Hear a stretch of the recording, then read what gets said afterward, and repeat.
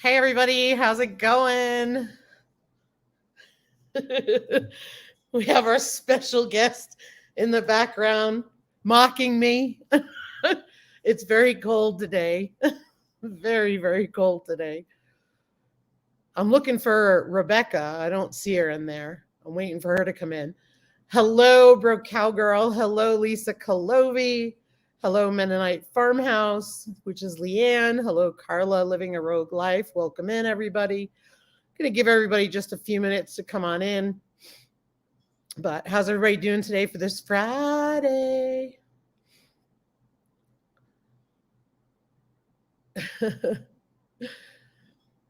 Lisa Calovi, she posted a link. It says Hell Mennonite Farmhouse. I'm sorry. That's funny. Typo. That's funny. I know she meant to say hello. Hey there. I am cold. I think it's about, let's see here. Oh, it's 13. 13. How about that? Hello, Ann, little Frenchie in Big Texas. Yeah, it's a whopping 13 degrees. And we're supposed to go down to a low of 5. How exciting. And that's Fahrenheit. And we got a few inches of snow that we weren't expecting. Hello, Mennonite Farmhouse. Lisa Calovi, don't worry about it. Leanne's got a good sense of humor. We know it's a typo. Oh, no, she did not. Oh, it happens. Hello, Rebecca Davis. I'm glad you're here. I want to, before I bring our special guest up, I want to show this for Rebecca Davis. Hold on a minute. I love it. Love it. Love it. Love it. Love it. Thank you so much. Thank you a million. And oh, this is going to keep me warm. Thank you so much. And Ryan's fits beautifully and he loves it. Thank you. Thank you. Thank you. I have a mail call tomorrow, but I'm going to put this in a mail call next week, Rebecca, because you deserve double kudos. Thank you so, so much. They're so soft and warm. Rachelle came on and Rachelle can attest that I was wearing it when I came on to say hello to her. All right, let's see. I just want to make sure I say hello to everybody. Hello, Blue Collar, which is Trinity. Hello, Tim, Mr. Blue Collar. Hello, Daz. Oh, 100 degrees Fahrenheit. I think I'll take the cold. At least I can put blankets on. I love blankets. Thank you, Carla. Oh, Bro Cowgirl, you better bundle up. It's only 70 there now. Wow. 44 in Pennsylvania. Thanks, Ariella. Appreciate you. Hello, Brooklands honeybees. Oh my God, 100. Nope. Yeah. So I'm sitting next to the stove, but I'm kind of cold. I was just outside. But tonight we've got a special guest. It is Rachelle at Brampton Gardener. This is really late for her to be up. So, haha, the AC is making icicles in the bedroom. You are a special guest. Okay. That's awesome. All right. Well, I'm going to bring up Rachelle. How does that sound, everybody? All right. You ready, Rachelle? What's going on with my camera?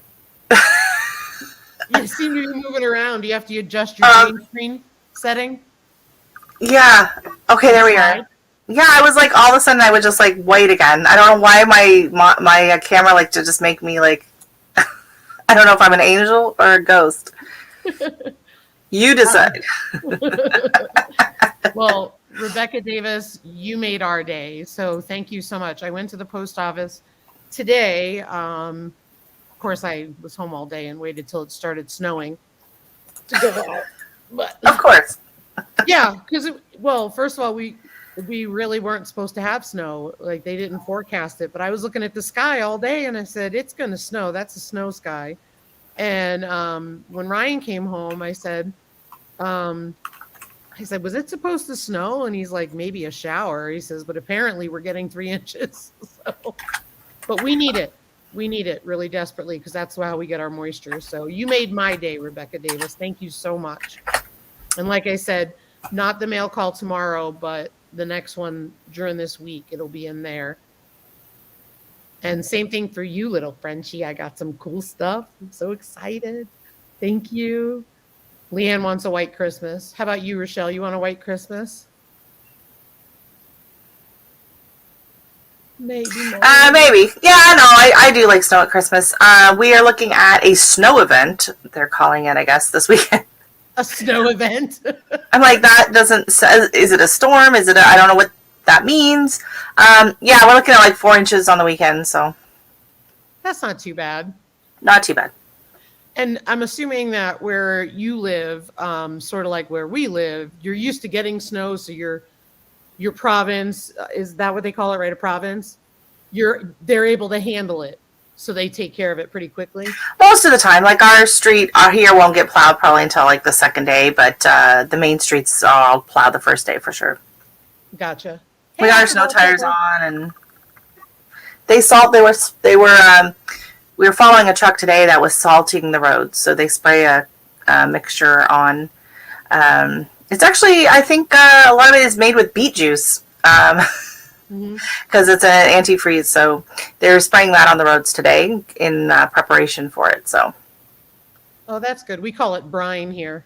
Yeah, it's a brine. It's like a salty beet mixture. Yep. Hey, Donna J. Griggs, how are you? Daz wants a snow event. Leanne says that is what they say when ground isn't cold enough for the snow to stick here. Hello, the Elders Homestead. Mackenzie, welcome in. So, hi, everybody. Hi, everybody. Hello. Oh, we got to do the jazz hands. Apparently, I am the jazz hands person. Oh. You're the jazz hands person? Did you see from Alicia's live? Yeah. That, oh my God, the clip is like, really? Off the wall. Oh, you got the chat up? Yeah, I pulled it up on another screen. Cool. I forget about that because I can see it in StreamYard, but I can't comment on StreamYard. Yep. I got my heavy duty state of South Dakota sweatshirt on. It's so nice. It's got the fleece inside. Oh. And, so we're showing what we're wearing? Yeah. Oh my. I had to do it. Hey, that would go well with my hat. Yeah, it would, yeah. There you go. Pangalal. I think I should have worn Daz before I did that. I don't know. Yeah, I think Daz just had a heart attack. But so wow. I hope YouTube doesn't choose that one as the funny story. Funny story. Alicia texts me one day. That's Country Mama. She texts me one day and she says, because when you look at your own channel, you don't see that. So it was really funny. She texts me this video of what YouTube does where it's showing it, and it was where I was doing a live and I got hot. And I said, hang on just a minute, I gotta take my sweatshirt off. And you see this. I had a awesome. I was like, oh, that's great. So yeah, that'll be the one. So, hey, Bar Run. You disappeared again. There you are. I'm readjusting. I don't know, my camera, like all of a sudden it likes me to be like flaming. Fashion show. I'm on fire. He said fashion show. Fashion show, that's what it was, exactly. That's right. So for folks in the chat who maybe don't know who you are, because we have 2 people here now, so why don't you introduce yourself and talk a little bit about your channel? I'm very pale, really. Here we go. Okay, I think I'm back. Yay, okay. My name is Rachelle, and I am Brampton Gardener. I live in Brampton, Ontario, which is a suburb of Toronto. So it is a very large metropolitan area here, right on the edge of Lake Ontario.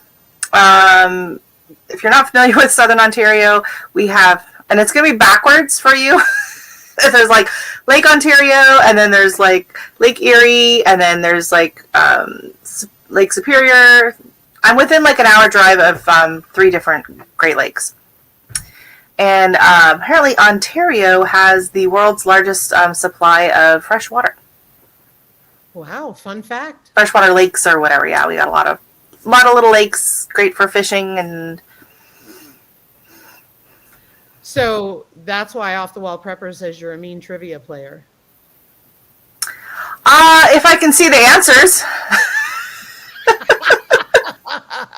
I was playing one night and I couldn't see all of the options because his picture was blocking the option C the whole time. So I do enjoy a good game of trivia. I enjoy watching Jeopardy. I like to remember, just my brain likes to remember weird, odd facts. Not things I need to remember, things I don't need to remember. Well, things I need to remember. Nope. Ryan calls it was his big head, yes. Ryan calls it useless information. Exactly. I am a trove of useless information and movie quotes. That's awesome because I can't keep that stuff in my head. So that's great. Hey Troy Barrun, I hope you're feeling better. Hey Dragonflies, Ozark Homestead Christina, welcome in. Hey Tommy, Pastime 84. Barb at Barb's Country Home. Yes, good night, Troy. Hope you feel better. I've never been to Dryden or Vermilion Bay. What?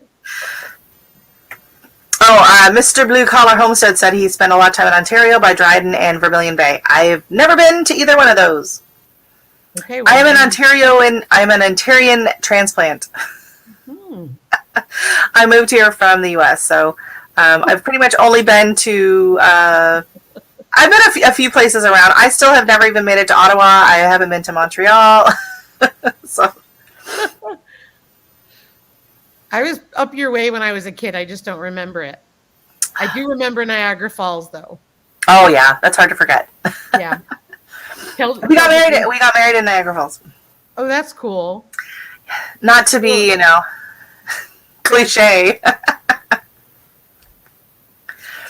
It just worked out because I was in the process of, I moved up and all of my friends and family and everything were in the U.S. and his were all here. And so flying into Buffalo is a lot cheaper than flying into Toronto. And a lot of people that wanted to come to the wedding have always wanted to see Niagara Falls. And so it just worked out better for everybody. And so we got to do basically a destination wedding. Oh, nice. So we rented the place and I talked to the lady online and we met with her once and they took care of everything. It was the easiest wedding. I didn't meet the minister until right before we went in and he's like, which of these vows do you like? You can pick 1, 2, or 3. Okay. Then the other lady goes, okay, which song do you want to walk out to? This, or this? I'm like, that one. It was easiest, breeziest. I wasn't stressing out about what covers my chairs were going to be. Nice. Because they do weddings, right? And so you could just pick 2 or 3 different wedding color schemes. Everything was there. The reception was in the Minolta Tower, which is the, it's this big round tower thing that overlooks the falls. So the backdrop for the whole wedding was the falls. And then the reception was in the viewing, it's the viewing room. And then the reception was in the restaurant on the floor below. And so you had just this amazing backdrop and view of the falls throughout the entire ceremony and the dinner. It was beautiful. It was easy. I recommend it. Yeah. I love it. It was so easy. Yeah. Celtic Root says, Lisa, I know her. Hey, Raquel, rolling with Raquel. Welcome everyone that came in. Hey, Bonnie. Artist in a Garden is here. Thanks, Ariella. Uh, She's from Ontario as well. Des.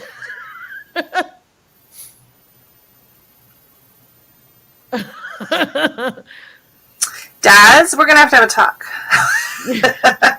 I know, off the wall prepper, I would love to come. I have an obligation to mod for somebody on Sunday night, so that's where it gets tricky for me, because I mod for some folks on Sunday night. But I'll see if I can pop back and forth. Tell him your texting fingers broke. No, I don't. I'm one of those weird people that, like, when I go to a live, I hang in that one live. That's just me. I feel like I usually do, unless it's two that I'm trying to. Sometimes I'll flip back and forth. Usually, what I do is do like half hour in one, half hour in the other, just because my head explodes. But when I'm trying to mod, I don't have a lot of modding obligations, but on Sunday night I do. I try to do that, but I will try to be there. Yeah, Christine, I wish a white Christmas would be great. You guys got warm weather. I just want to get through the chat, Rachelle, if you don't mind. Yeah, no worries. I'm reading it too. Grandma. Oh, hang on a minute. We got to take care of that. Okay. Hey, Philip, Arizona kid. Hope you're doing well. Hello, Mountain Grandma. I think I just said that. I apologize. Hello, Gale at Night. Oh, that was sweet of Black's Tropical. They're so sweet. Sherry and Bobby. Artist in a Garden. Hello, hello. Hey, Nisi. Hope you're doing well. Ooh, 10 inches tomorrow. Yikes. That's a bit. I'd take it. Ryan wouldn't be too thrilled because he'll have to go plow, but I'd take it. Hi, Mountain Grandma. Hi, Gale at Night. We already have a question for you, so I'll have you answer that question while I'm going through the chat. What kind of things do I garden? All the things. I live in a townhouse, so I have a very small backyard, and most of the things, I used to always mainly just grow flowers, but I am growing a lot more vegetables in the last couple of years. I grow lots of tomatoes, peppers, herbs. This year I did some greens, I did beans, I did kohlrabi. I still outside, I have some mustard going, I have some lettuce, I have some red cabbage, I have some mitsuba, which I'm not even really sure what it's going to taste like. It looks kind of like a mustard as well. It's some Japanese green of some kind. So that's what's growing out there right now. And I actually have my petunia is still alive. I have one petunia plant. The rest have all croaked. I have one petunia plant in a pot that is still alive. So I did go and take a cutting off of it earlier in the week. And I stuck it in some water. And I'm going to name it the ice petunia. Because we've been down below freezing, we've been down into the 20s. We've had snow. Like, I don't know. This is like a petunia on steroids. So, Lisa Kolobi said her begonias are still alive, and she's in New York State. We gotta go this way. That's a whole train. That's a whole train in my tree. Videos coming soon. Videos coming soon. Stay tuned. Subscribe. Hit that notification bell. Set reminder. Set reminder. There's going to be a video. Or you're not going to see the train. About my train in the tree. That's very loud and obnoxious, and you cannot turn it off once you turn it on. So my husband likes to use it to wake us up some mornings, so that's fun. So I know the Elders Homestead came in. They were asking what state you were in, but I think she missed the part where you talked about being in Canada. You want to just say quickly where you are? I am in Ontario, Canada, just outside of Toronto in a city called Brampton. Hence the name. Brampton Gardener. See, I'm listening to your interviews, just so you know. Well, it's funny because you go into chats a lot of times and people will be like, oh, where are you from? Everyone say where they're from. And I'm like, Brampton. Canada. Kind of obvious. Well, yep. Well, it's funny. A lot of the Canadian channels have, made comments like that, they don't get things sent to them, because of the shipping and stuff like that. Oh, yeah. And I have to tell you, like even overseas, like with Australia, when we did our giveaway, and because you won one, it was great to be able to send something out. Well, that's a little different when you send it through, Teespring, right? Oh yeah, they take care of it. Yeah. And it's nice, but it was, I could not believe the cost. I sent, I don't want to say what it is because she may pop in, but Erin at Bramble Hill, I made her a little something, something. Oh yeah. And I'm talking lightweight. Yeah. And I sent it to her, and I think it was like $16. Well, our base, yeah, I think I can't send anything like that's larger than basically an envelope for, I think it's 12 something is our cheapest in Canada. Yeah, and I had to fill out a customs form and everything. So it was I sent my parents, I made my mom a lap quilt and a top, and then we sent like cards, artwork, some candy, stuff like that. The box was, because I had to enter the dimensions, it was 14 by 10 by 6, and it weighed less than 5 pounds, just under 5 pounds, and it cost me $30 with tracking to Anchorage, Alaska from Toronto. Yep. Wow. I have a really sad story, too, to tell you about the shipping thing. Oh, well, I just want to say one thing. On the flip side of it, the shipping costs in the United States now are no joke. Like, they're no bargain either, because I will tell you, I have been receiving packages, and when I look at the cost of them, like one of them was a giveaway item that somebody gave me. And, she joked on her live about it being a dollar store thing. I love it. Yeah. But I couldn't believe the cost of the shipping. So tell me your story. Okay. So earlier in the year, so I have a small space, but I love to grow lots of things. And I have had my eye on a green stock. These are like the stackable, it's the super fancy stackable potting containers. They go for about $185, I think, here in Canada. Like that would be the Canadian equivalent. But okay, so anyways, Guten Gardening has a channel, and he was doing a giveaway for a green stock. I won the green stock, but was disqualified because they did not ship to Canada at the time. They ship to Canada now, a couple months later. But at the time, they did not ship to Canada. So I was just automatically disqualified. And I was like, I should have said, if I win, ship it to someone in the U.S. and I'll have them ship it to me. But I didn't think it through because I never dreamed I was going to win, right? It was just the most sad, anticlimactic, and he felt terrible as soon as he saw it because he knows me and he knows as soon as my name came up, he's like, oh my God. I'd have cried. I was so upset. I was just like, oh my God, I was devastated because I want a green stock so bad, but I don't want to spend $185 plus shipping, and shipping's like $100. So it would cost me like $300 to get one of these things. So, I was just like, you got to be kidding me. So that's my like sad shipping Canadian shipping story. That's depressing. We need to be done. I just can't now. I'm sorry. I just ruined the whole night. No, that's just sad. Like, yeah. Oh my gosh. He felt bad. At least I did get a $20 Amazon gift card, so it wasn't like, It's not but I think he felt almost as bad as I did. He just felt so terrible. Hey LP, hey Life with Linda and Chuck, hey Grafted Ranch Homestead, anyone else that I've missed in the chat. Just wanted to double. I can laugh about it now.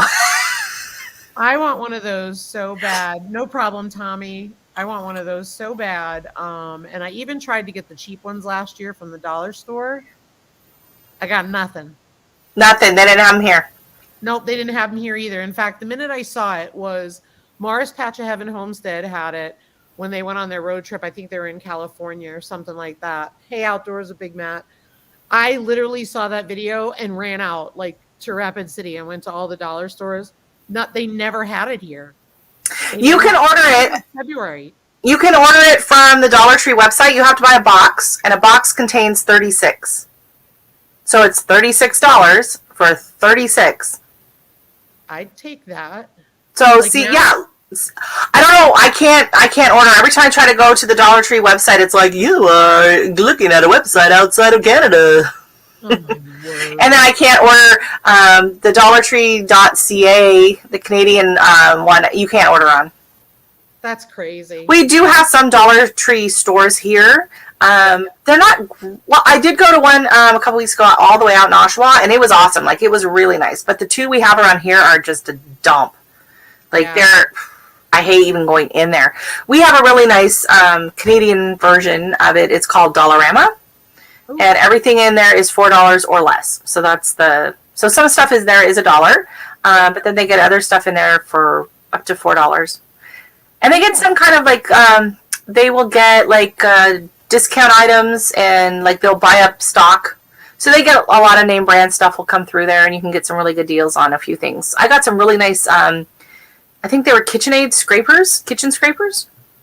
Like 2 rubber spatula kitchen scrapers for $4, KitchenAid brand, so. Nice. Hey, Cindy. It's great. I love Dollarama, but they need to get those stackable pots. Yeah, I'm going to look for those, and if I find them, I'll let you know. Hey, Cindy Target. Hey, Jim, Adventures on the Homestead. And hold on a minute. Oh, Bonnie's crying about the gardener supply stuff. Okay, I just got to get a pillow to sit on. For some reason, sitting in this chair hurts my hips sometimes. Yeah, no worries. Hey, Mackenzie, what we're talking about is the, what do you call it? The awesome green stalk planters, but the cheap version from the dollar store. You can order 36 of them for $36. The little trays that nestle into together. I can't even talk. You could use them as fun feeders for Grant. Just get a little bit of food in each one and let him dig around and try to get his meal. No, it'll be Sherman who pushes them out of the way and eats out every single one of them. Oh, going back is better. Okay, going back gets me back into not being washed out faster than going forward. We discovered something new. Woo! I look like I'm falling into the Christmas tree. No, you don't need your head examined. Ice cream, hey, I'd be eating it now if I had some. So tell us, how big is your property? Do you know? Like your back? I don't know. No, I think the lot is like 17 feet wide. Mm-hmm. And the 70-foot hose makes it to the back. There you go. So something like that. It's a small townhouse. It's narrow, and it goes out halfway, and then it goes like up a hill. So there's hardly any flat gardening space in the backyard. And so I do a lot of pots and containers. It's funny because last year in the summer, it's like we got to get up for work. And so I'm out watering the back, and my daughter her job is to water all the containers. And she's like, why do you have to have so many containers? And I'm like, there's not that many. I'm on the phone with my mom and she's complaining about this. And so I have like some kind of, they're scattered about. And so she starts counting them. I had 61 containers. I was going to say. Yeah, my mom's on the phone and she's like, she might have a point. So how much did you, I don't know if you weighed your stuff or like, you really got a lot out of that yard. I got a ton of peppers, I would say, was like my largest, definitely like my, just saw some comments coming in. Yeah, peppers, I had so many peppers. They went nuts. Tomatoes, it was not a good tomato year. We had snow May 28th after all the tomatoes and peppers were out, which really pissed me off. And then we got we were close to 100 for 3 weeks out of the gate. And then it rained the rest of the season. And so the tomatoes just did not do great. I got hit with blight, first time ever. And we don't have blight in this area. So a lot of Toronto gardeners were freaking out. We're like, what is this? It's blight apparently. So I had to pull them all out early. So that's why I have the big harvest video of all the green tomatoes, because I pulled them before they went bad. So for the first time, I grew pink Brandywine tomatoes, and I've been trying to get the seeds for a while. I finally got them. I grew them. They never ripened. So So I made like a salsa verde with them, but I couldn't save seeds off of them. I never even got to taste it, so that was disappointing. But I mean, I got a lot. Like I ended up making several different batches of salsa all summer long. I don't do sauce and I don't do canning. So anything I make, I either freeze it, I dehydrate it, or I just do like a fridge pickle, fridge jam, that kind of thing. Nice. Refrigerator jam. That's what it's called. Celtic Root said you should try a book called Polyface Micro for Small Spaces. Oh, okay. Hey, Drops, Family Garden, welcome in. So I'm just going to click on that link and pop it over here so I can look at it later. Yeah. Polyface Micro for Small Spaces. Yeah. So that's why I ended up using like just a lot of containers, is just because of the shape of the garden. And well, the reason I first started growing tomatoes in containers years and years ago was because Gizmo, my pug, would steal them. So the first year we had him, I was growing a bunch of cherry tomatoes and he would eat them all. And I didn't mind him eating them, but he would kind of trample the plants to get to them. And so I was like, nope. So the next year I took, the big, I don't know if it's like a 15-gallon that like trees come in. Yeah. Shrubs. So we had saved some of those, and I started growing my tomatoes in those because they were up higher. So I still share. He gets his, 1 to 2 to 3 cherry tomatoes a day, but and he loved every minute of it. Trample the plants. Yeah. So that's why I started growing them in the containers. Also, like our property, it's all clay. It's heavy clay, and the subdivision was built behind us is the train tracks, and so that's why we have the hill is a berm and then there's like the big concrete wall. So basically they just took all the crap and shoved it into this and then put like maybe this much topsoil. Yep. So over the years, we've been adding compost and all that. Every time we widen the garden, we have to really amend that soil, and we have not really had much access to compost the last 2 years.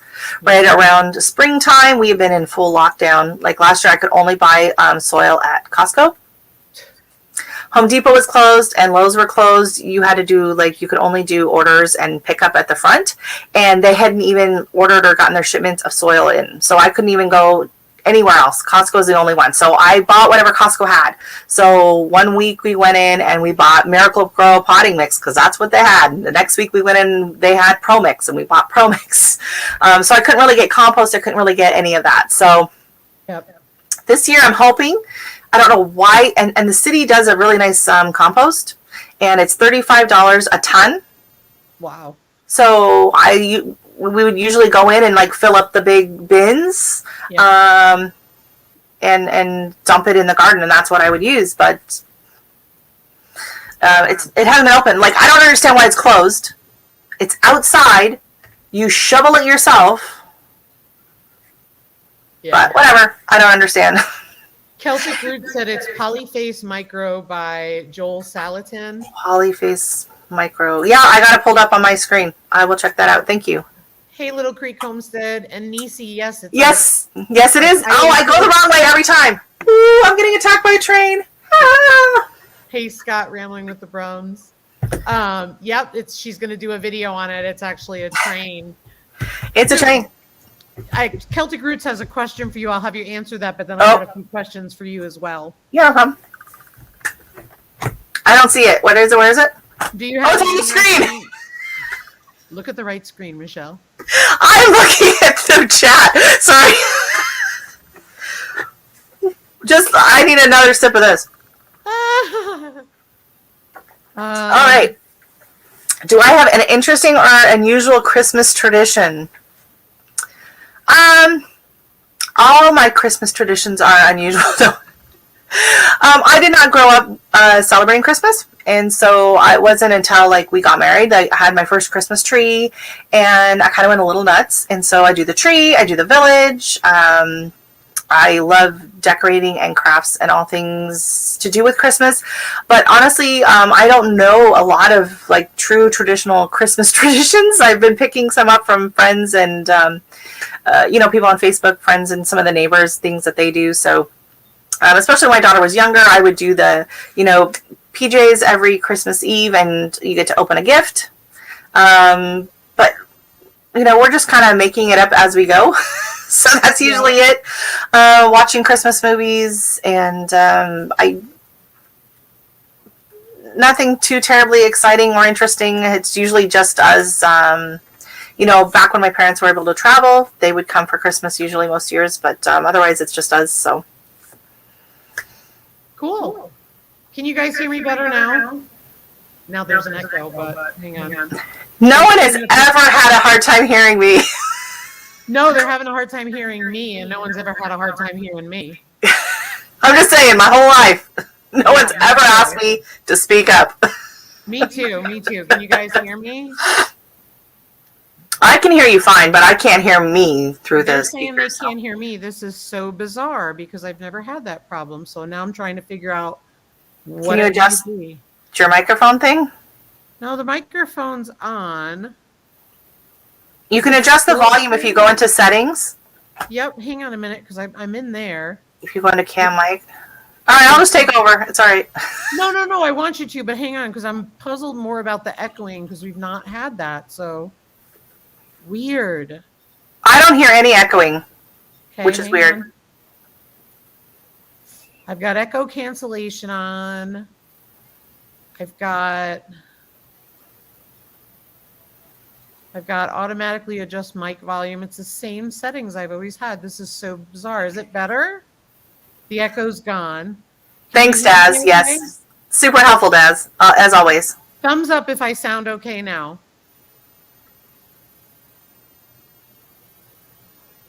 I'm silent now. Yeah, no, I'm sorry. I'm not talking. I just want to make sure they can hear us before we go on. Don't get me wrong. I just want to make sure because I didn't change anything. I know. No, for sure. I was watching. Broke was doing his live today, and it was like an hour in, and all of a sudden he started getting this really crazy echo feedback thing going on, and it took him a little while to figure it out. I don't know what happened, so maybe it's just a glitch going on with StreamYard today or something. Could possibly be. I raised the volume. Is that helpful? I don't know if that's helpful. Yeah, I don't have a mic. I only have the mic on the computer. Maybe, but it's pretty brand new. Well, it's less than a year old, so better not be the mic. Is it dusty? Hold on. Could be better now. How's that? I'm way louder. I can start talking quieter, and then you guys can turn your volumes up. Lower yours just a little. I'll do my overnight chat voice. Hi and welcome. Hello, welcome. Welcome in. Welcome. Glad you all could make it. Is that better? Is that working for you? You like that? Is that better, everybody? I'm just loud. So am I. I hear an echo. I could be close. I have I'm using a Microsoft webcam, built-in webcam microphone thing all in one, so. Drops said ASMR, so we can sit there and go, hello, welcome to our live. Welcome in. Welcome in. Tonight we're going to be playing Jingle Bells. Ooh, and some sweaty balls. So, tell us about your garden in your backyard. I don't know if you have a picture you can show us, or I don't know if you're. Yeah, I can try and I can do a backdrop maybe. Hold on. Yeah, here. I spent all this time trying to get the Christmas tree. It's okay. Leave it then. No. Backdrop. No, I can show a picture. I think I have some on here.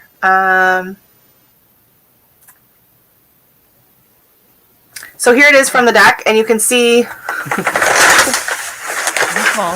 having a little avalanche of things on the side of the desk here.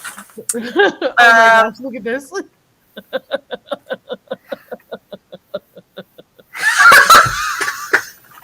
It's gardening.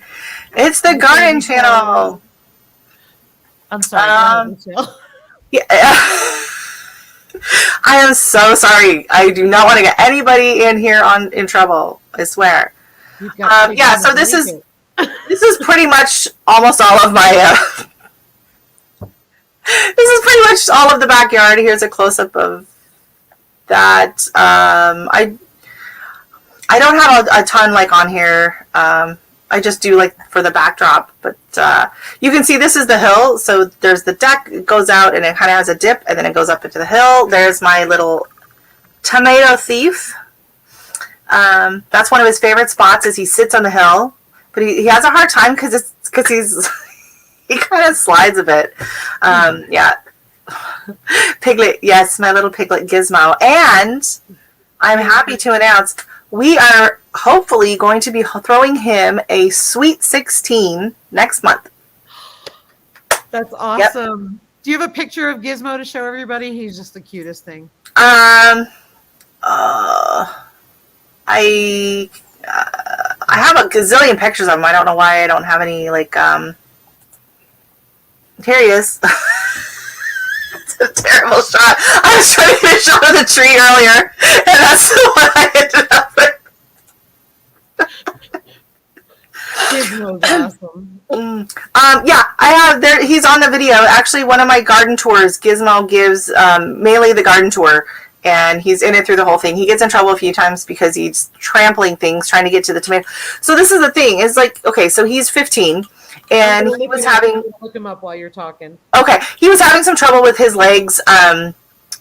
Earlier in the season he wasn't walking as well, and he could not do the hill in the spring.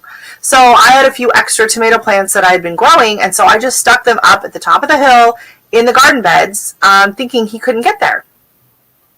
Well, lo and behold, I don't know if it was the smell of there's my baby.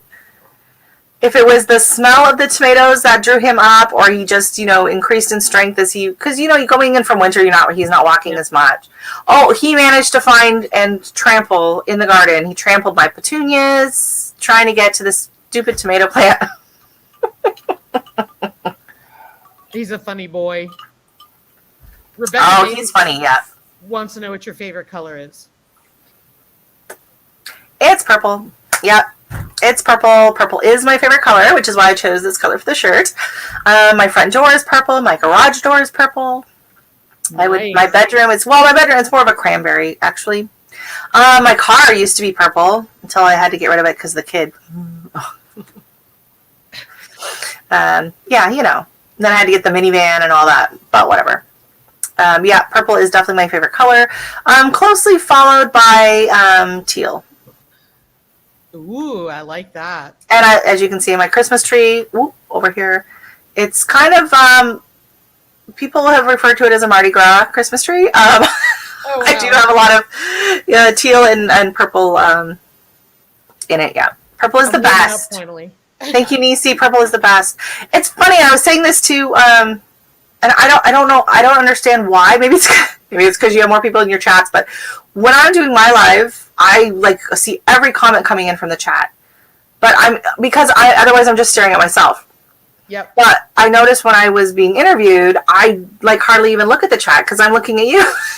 Yep. It's just weird. It's a totally different vibe. So I apologize. I'm not meaning to ignore anybody in the chat.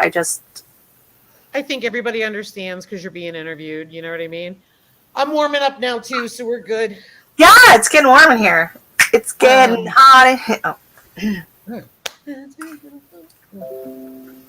I'll just put this back on. Back to the toque. What do you call that? Hat. See, here in Canada, that is a toque. I mean, some people call it a beanie. Yep. They call it a Target says, what about beads? I get beads. I have beads. I have beads on my tree.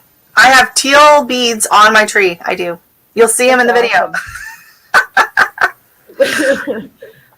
So tell us something about yourself that maybe people don't know about you. Something dirty and secretive. Everyone knows everything. Okay, fine. I don't know. I'm American. I was born in Alaska. I grew up in Oregon. That's where I spent my formative years, were in Salem, Oregon. And then I moved to Florida for 3 years. And then I met my husband, who is from Ontario, and we got married, and I moved here 18-ish years ago. Wow. So yeah, I've almost been in Canada as long as I was not in Canada. But I've lived in, that's what I was saying to her, I've lived in 4 different growing zones. I've lived in a 2, I've lived in an 8, I've lived in whatever the heck Boca Raton is in Florida. Nobody knows down there because nobody cares because it's hot. And now I'm in a 5B. So, and I've only gardened here. Somebody asked me what growing zone we were in, and this was before I started doing YouTube, and I look it up, and we're at like the intersection of 3 or 4 of them. Oh yeah, you're in a microclimate, so then you got to check your microclimates. Yeah, I look outside and I go. Zone only matters if you're planting a perennial. Okay. The only time your gardening zone matters is if you're planting a perennial, so like a tree or a shrub, something like that. It's the only time it matters. Has nothing to do with planting seeds or starting seeds. And that drives me nuts as so many people ask, oh, when should I start my seeds? I'm in zone whatever. And it's like irrelevant what zone you're in as to when you start your seeds, because your zone only refers to the absolute coldest temperature you hit. So some places might only hit that temperature for 1 week in end of January. And you can still be in the same zone as someone else who's hitting that low temperature for 8 weeks. And so you have completely different climates, completely different zones, and so it's totally irrelevant. What you need to know is your first and last frost date. I know that. That's the key. And first and last frost dates are all over the place, because my last frost date is May 9th. And my parents are in Anchorage, Alaska, and their last frost date is May 6th. Even though they're in a zone 4. Our last possible frost is the first week in June. Yeah. Well, ours is May 9th, but we don't plant out until May 24th because we can still get snow. But our official, and that's another thing that gets confusing. Sorry, I'm going off into the gardening tangent.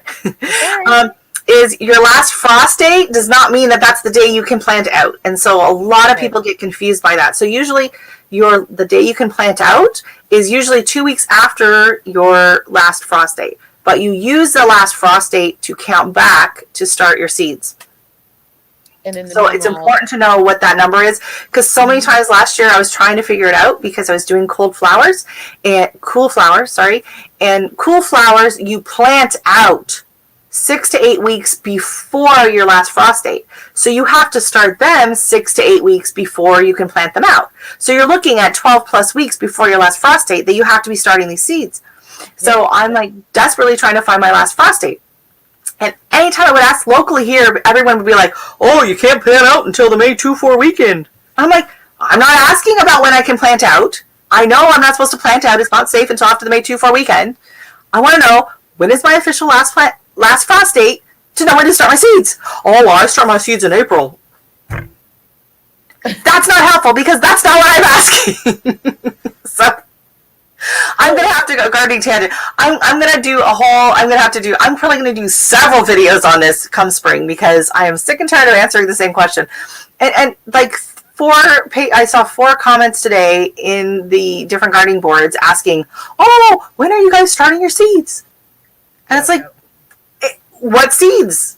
What zone are you in? Like, not zone, what's your climate like? When are you planting out? Because, yeah, I'm in zone, like, I can't safely plant out until the end of May, but I'm beginning of January, I'm starting pansies. I'm starting my ornamental kale. I'm starting some greens. I'm starting my onions. End of January, I'm starting my peppers and dwarf tomatoes. So, I'm not going to start my regular tomatoes probably until the end of March, right? So it just depends. Do you have a greenhouse? Do you have heat? Do you have lights? Because if you don't have grow lights, you can't start anything really in January, February, March, because there's not enough daylight in North America unless you're in the southern states. So. And then there's us, last possible frost is first week in June. And last year, not this past September, but the September before, we had I think 8 to 10 inches of snow mid-September. This year we didn't have it, but it killed all our tomatoes, killed everything. Yeah. And this year we just took it all in green. So this year we're going to try starting the seeds in February in the house and see if we can keep them going. So that way they're ready. Because even early variety, like Early Girl, what was it? August before I got a red tomato. I didn't get any red tomatoes until August here either, except for my dwarf tomatoes.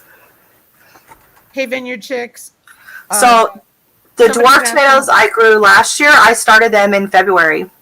Okay. And they were fruiting by April inside. And I like the Gizmos tomato plant. It's in a white pot out and kind of in the garden area. And there's 2 Tiny Tim tomato plants in a 10-inch pot. And it did amazing all year long. Wow. So you can start them early and you can start getting fruit off of them. So yeah, as soon as Christmas is put away, I've got 4 or 5 different dwarf tomatoes to try this year. So nice. Very excited. Oh, excuse me. You're the tired one. I know. It's the cold weather. It just zaps you. Yeah. Mackenzie at the Elders Homestead, I'm behind on the chat. She wanted to know, is a toque, is that French? Is that why they call it that? Yes, it's Toque, I believe is how it's spelled. Toque. Toque, oh, cool. Yeah. Growing up, we would call it a ski cap. Yeah, I've heard of that. A ski cap, a beanie, stocking cap. Yeah, so, yeah, there's a lot of different things here that they say differently. Another one is, when my daughter was little, I was taking her to this early years program, right? And so you go in and they have, crafts and sing-alongs and whatever. And so they said, oh, yeah, the craft today is we are going to be playing with some pencil crayons. And I'm like, pencil crayons? Well, that sounds fun. What are pencil crayons? And they're like, you don't know what pencil crayons are? I'm like, I've never heard of pencil crayons. I love art stuff. Like, this is going to be awesome. And I go in and they open up a box of colored pencils. Oh, my gosh. So here in Canada, colored pencils are referred to as pencil crayons. Weird. And I believe that they all call it that because if you look, all of the labeling in Canada has to be in English and in French. And the French word for pencil is crayon. So when you look at the box, they are literally just reading the English and the French label together and calling it that. That's so funny. Hey, Joe Serrano. That is funny. Joe Serrano says, hey. Hey, Joe. And Phil, Arizona kid, you're tired also? Yeah, me too. He's tired. I got a couple hours on him. Hey, Kiki, welcome in. Hello, G Mama Grows. Good night, Carla. Love to you as well. See, I'm looking at the chat. Like, I popped the chat out of YouTube, and I'm looking at it in StreamYard, and they're, like, in different places. Yeah. I'm so confused. I think I made it to the bottom. There we go. You made it to the bottom. Woohoo. Hey, Kiki. Yeah, Kiki. Hello, Miss Southern Belle. Welcome in. Welcome in.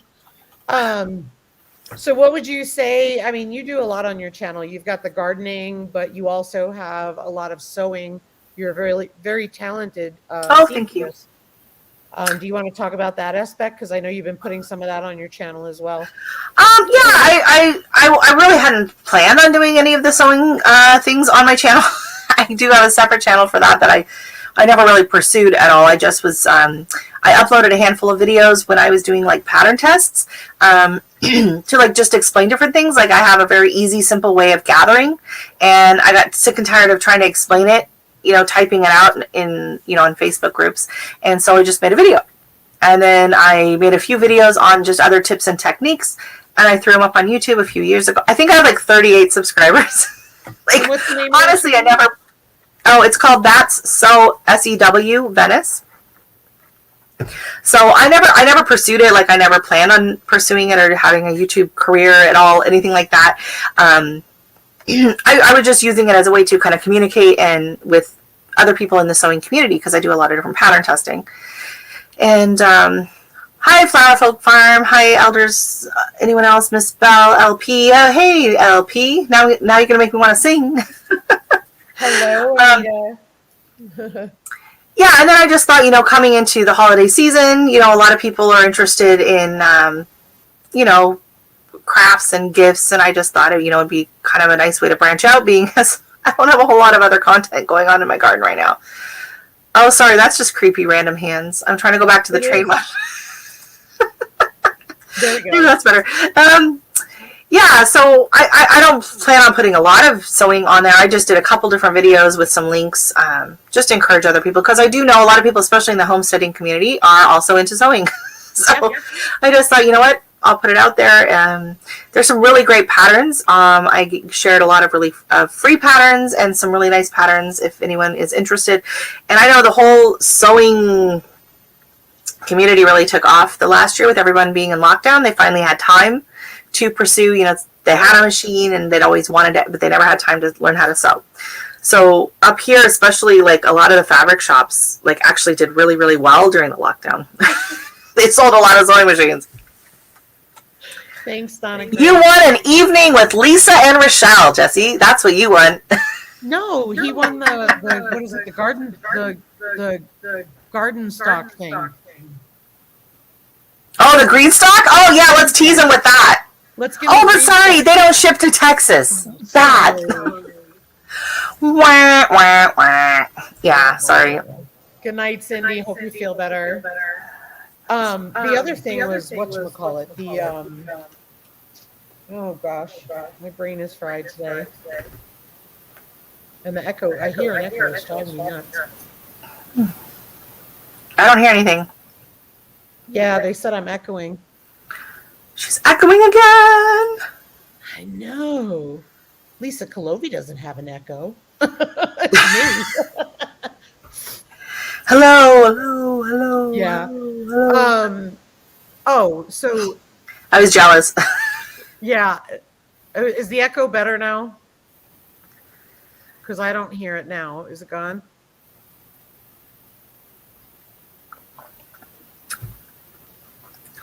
Is Scott still in here? Was he in here earlier? I was going to share that I am drinking.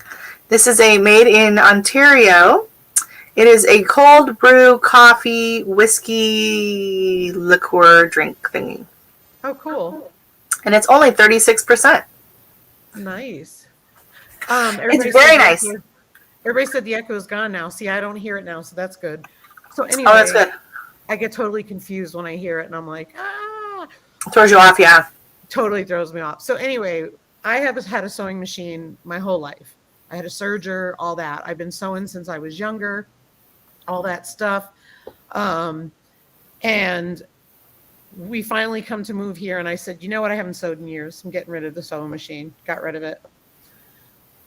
So, oh no, we get here. I have a brand new sewing machine now. Oh, of course. Sewing masks. Yep. So, yep. Oh, everybody's hearing the echo again. Such annoying. It must be either the internet or StreamYard. I don't know. Oops, sorry. What if you take yourself out and then come back in?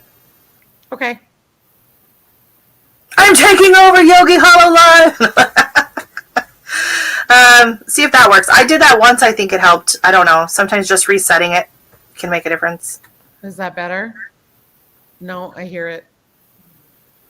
Daz said no. Some people said they still can't hear me, which I find so weird, and because I've never been told that in my life. Yeah, you sound totally fine to me, but of course, I'm not hearing myself coming through the speakers at all, right? So, right. I'm just chatting in an empty room. I'm gonna try this. Hang on. Full of fabric. I'm gonna try this and see if this works. My husband did say, your sound probably isn't too terrible in here because I have so much fabric serving as a baffle behind me. Hey guys, is this better? Rachelle is loud. Now you sound like my mom, Philip. This is why we get along. This is why we get along. I'm going to be MIA for a while. I'm leaving the barn. Okay, no worries. Be careful getting home. It sounds like a euphemism.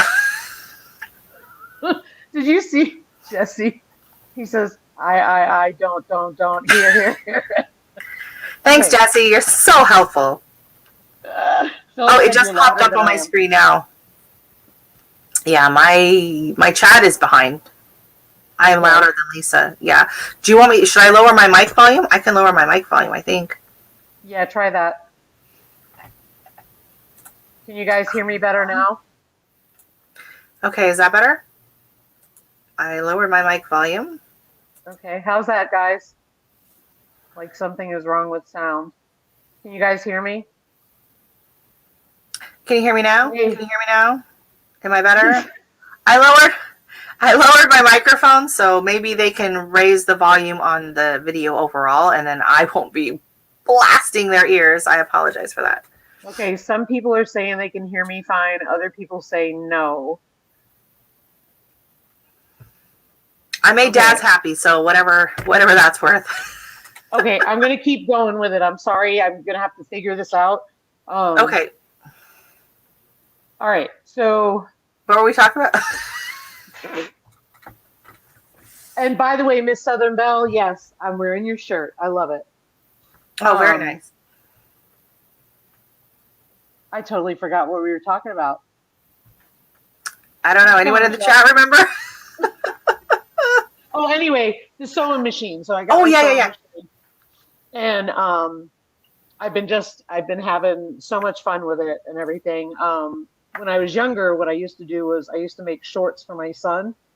Oh, yeah. Out of all these different patterns and elastic, and it was perfect. And then what I would do is go to like a Walmart or something like that, and just buy like plain colored T-shirts for the summer because it was just cheaper. He was a little boy; he was going to roam around and get filthy, and so it was, it was really awesome. Lisa Colobi remembers those days. She's my son's godmother. Oh, Rachelle, what are you doing? I'm trying to get back into the not washed out phase. There we go. Bye, Jerry Riggs. Thanks for being here. I have to do like chair yoga in order to adjust it. Fortunately, I'm very flexible. I know. I heard you can do a split. I can. That's impressive. Thank you. Doing now on TV. I'm doing it right now. You can't see it.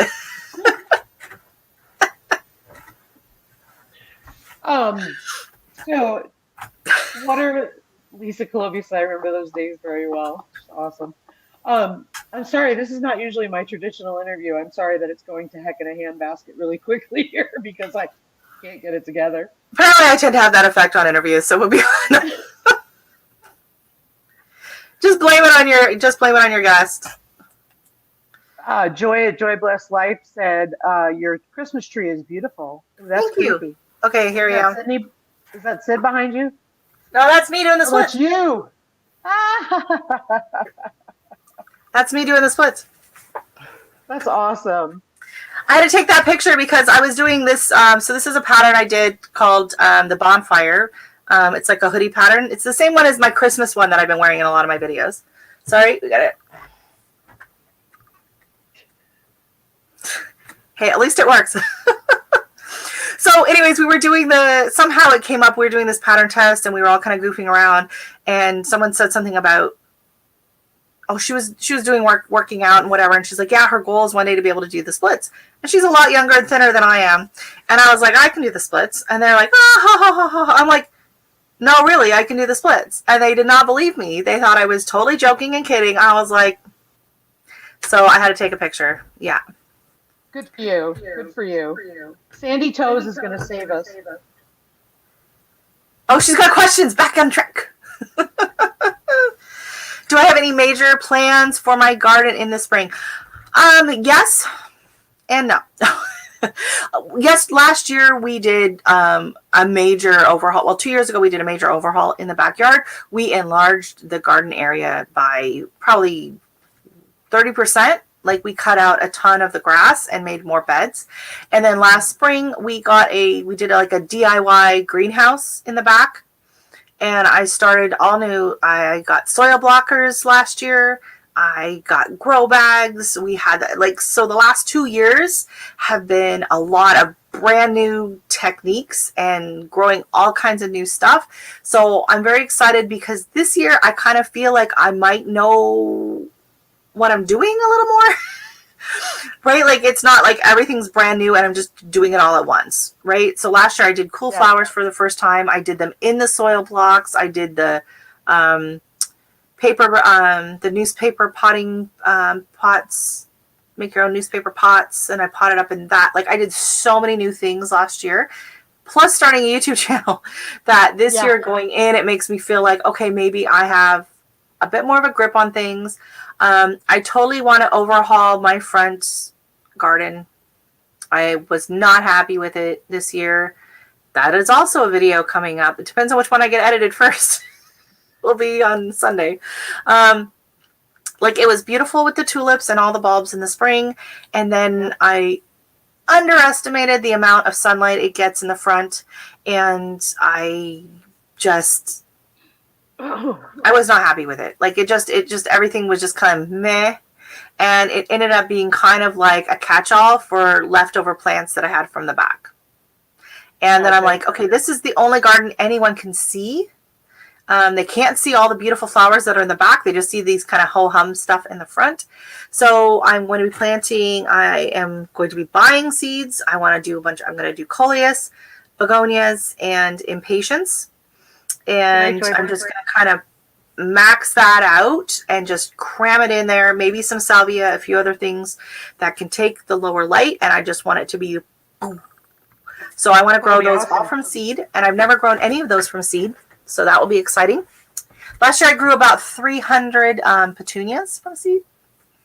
So I had plenty of petunias, but they need more sun. So they did not do great in the front. What is a soil blocker? A soil block, oh gosh, it's hard to explain if you haven't seen them. A soil block is it's like a machine. It's a tool that compresses soil into squares. And so I have a tool that has, it's about this big, and I can get 20 soil blocks in this size of a space. So in, say, a large meat tray, or like a small, like a tray that's about maybe 8 by 12, normally I'd probably be able to get like regular size soil, like a tray. You might be able to get like 10 or 16 cells in that section for seed starting. With the soil blockers, I can get 280. So I have the other one. It's, so this is what it looks like. And they're not cheap. They're made by a company it's a homemade company in England. And they've been making them for quite a few years. I do have a shorts up on my channel showing what's really cool about this. So each of these squares is a 3/4 of an inch square. And then the next size up they have is a 2-inch square block. And you can either get it with where it puts like a little dimple in the top to put a seed in, or you can get it with a square plunger. And it is the exact same size as this cell of the small soil block. So you can literally just take the little tiny soil block, stick it in the hole of the big soil block to pot up your seeds. It's absolutely amazing. The savings of space alone is worth it, but you have the added benefits of air pruning. So I learned all about air pruning and the benefits of air pruning a few years ago, which is what makes grow bags so effective. So air pruning is basically what happens is when you have a traditional pot, let's say you have a tomato plant and it's growing, when the root hits the edge of the pot, it turns and it starts kind of winding around, right? And you see it and it will wrap around and they can get root bound. What happens is in the soil blocks or in like a grow bag or mesh sides is when the root hits the side, it feels the air and it stops growing. It doesn't start growing any longer. all of a sudden it starts growing smaller capillary roots all along that stem. And so now instead of having a handful of really long twisting roots, you have a lot of smaller roots. And so it's able to use up the nutrients in the soil easier, and you can actually plant bigger plants in smaller containers because the soil in it is more usable. So it provides much healthier plants. That's a good point.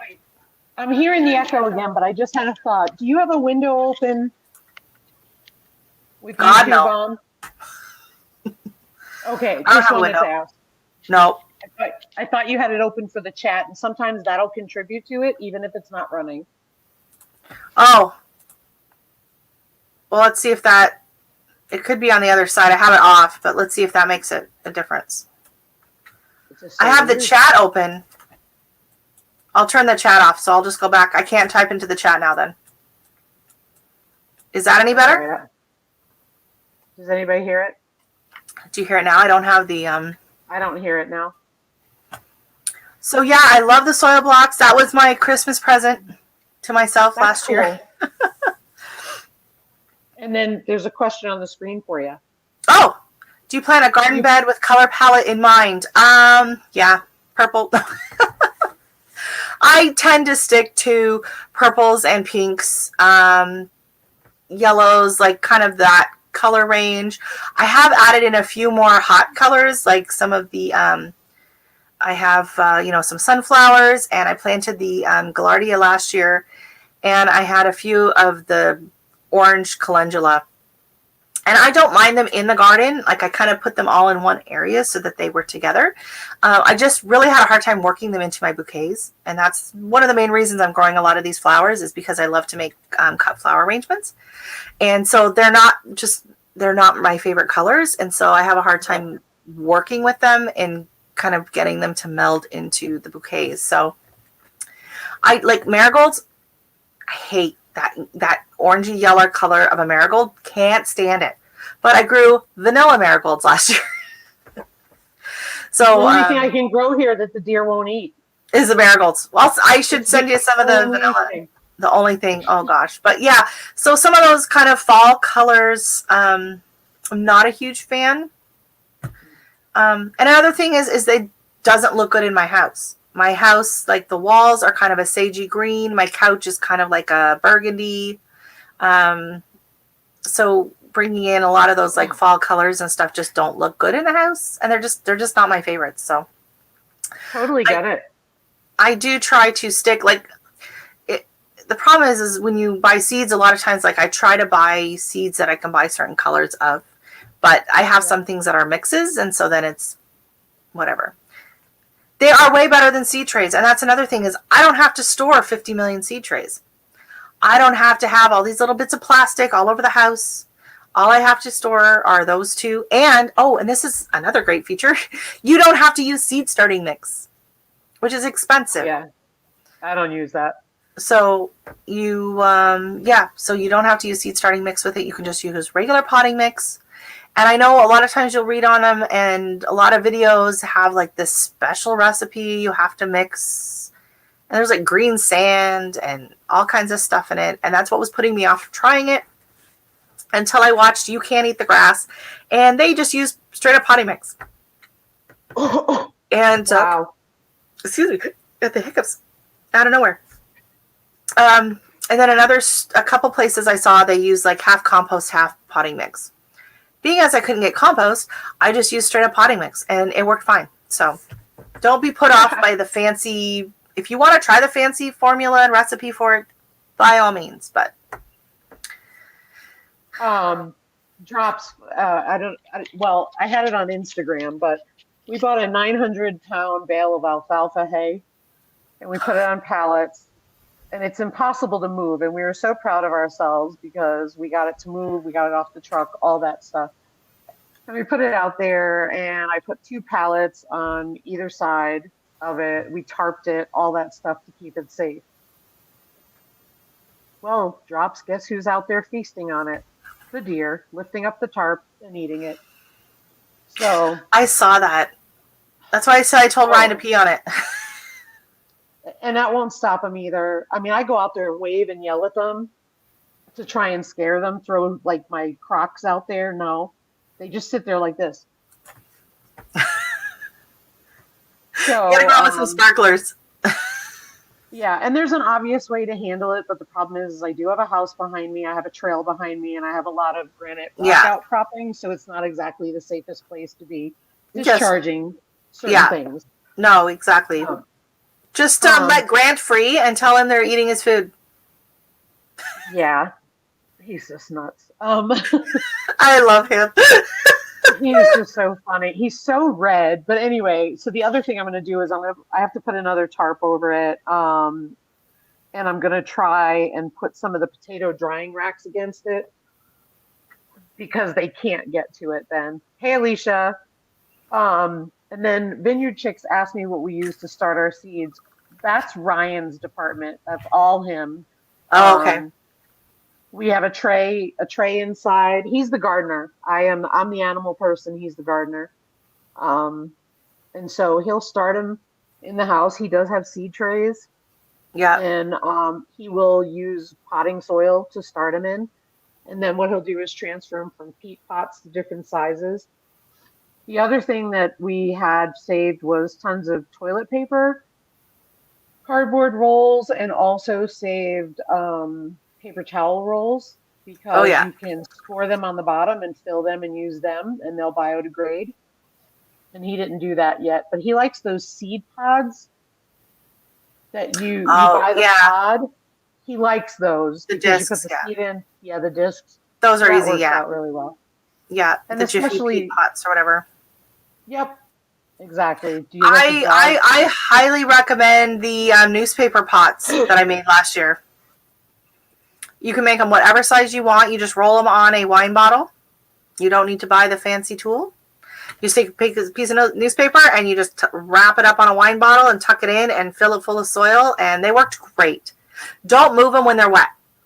If you touch them when they're wet, they'll kind of fall apart, but once they dry out again, you can move them around. They're durable, and then you can literally plant them with the paper on, and they did amazing. I did that with my tomatoes and peppers last year.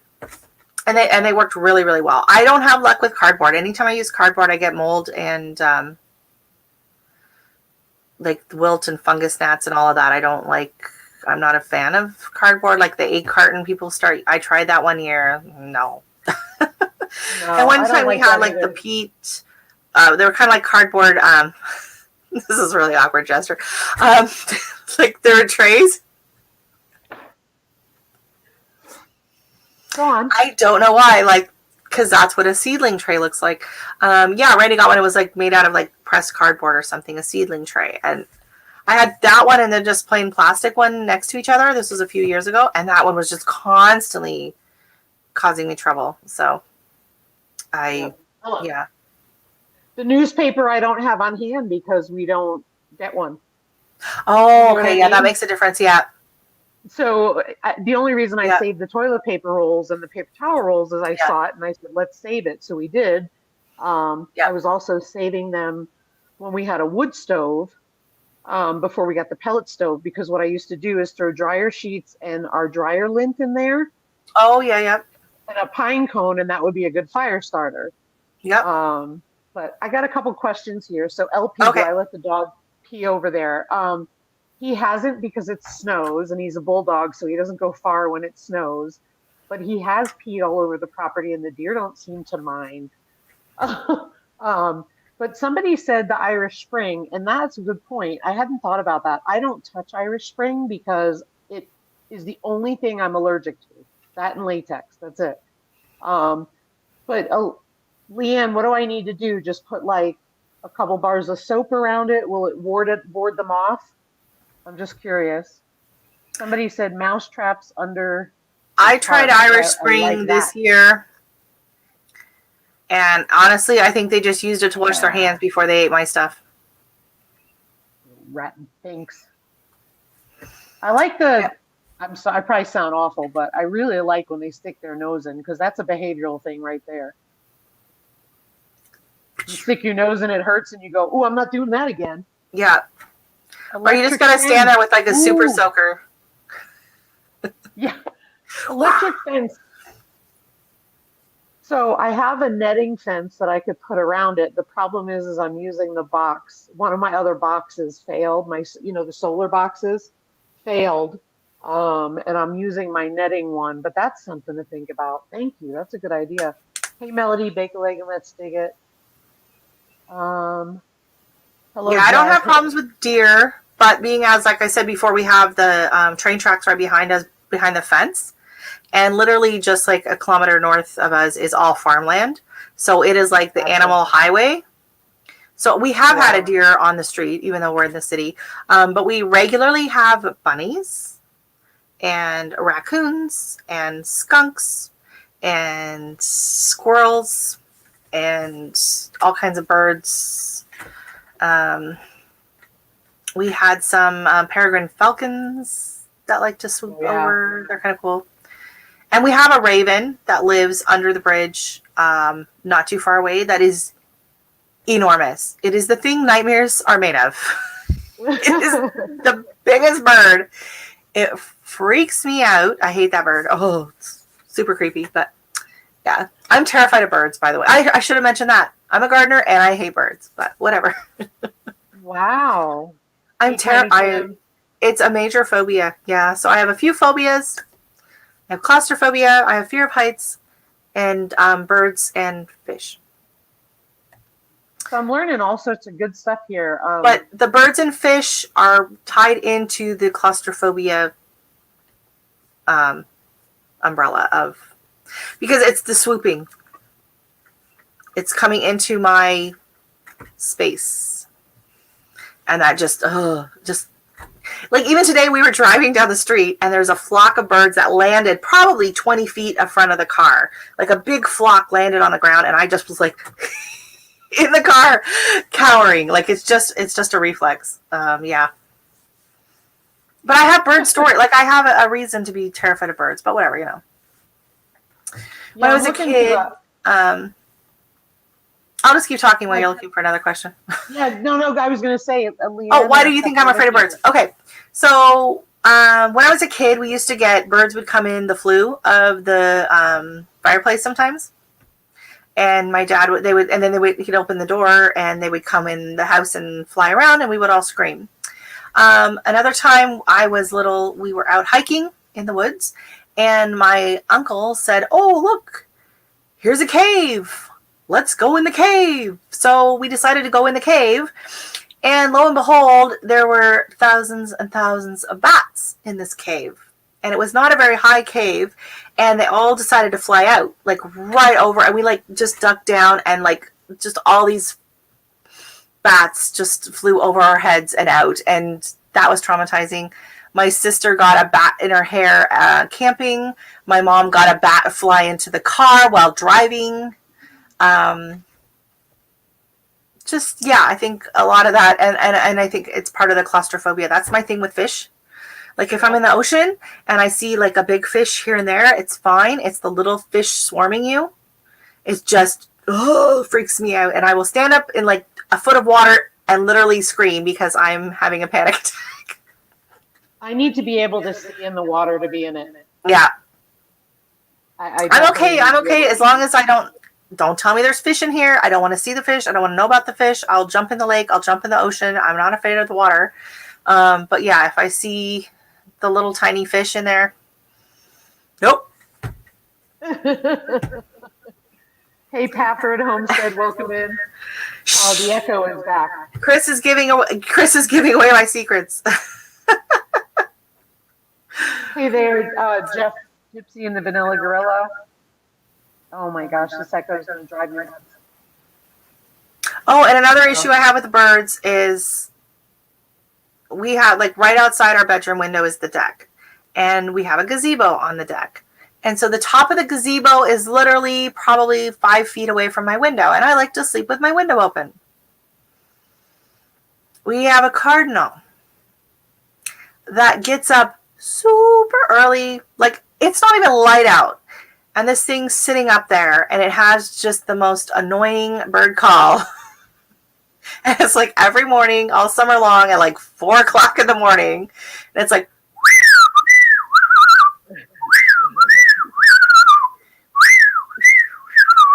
I'm like, and I have to get up and I slam the window shut and I go back in bed and then I'm angry at the bird.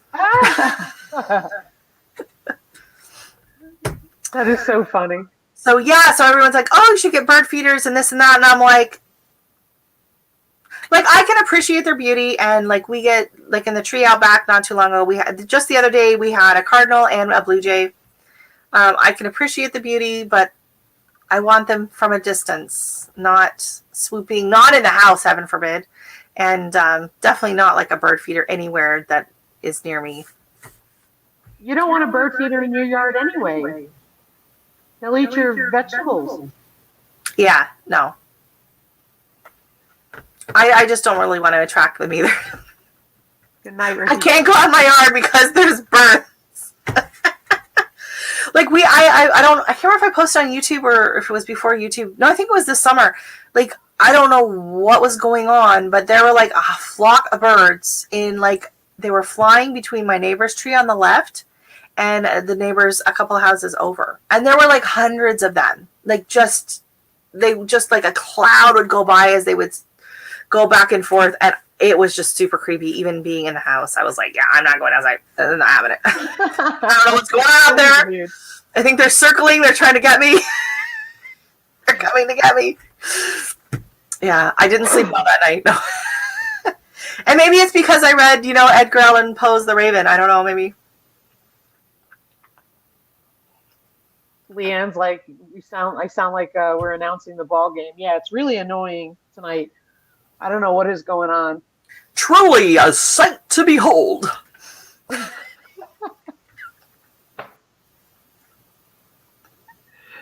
Well, I'm gonna open it up so if people want to come up and talk to you, or do you need to get going because I know it's really late for you. All right. Once I'm up, the hardest time for me is to stay awake till when it starts. Gotcha. Once I'm on, I'm okay.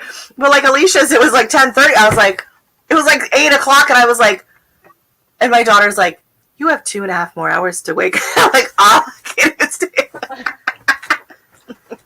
But then I was fine. I was up till midnight that night. So just the, waiting to come on.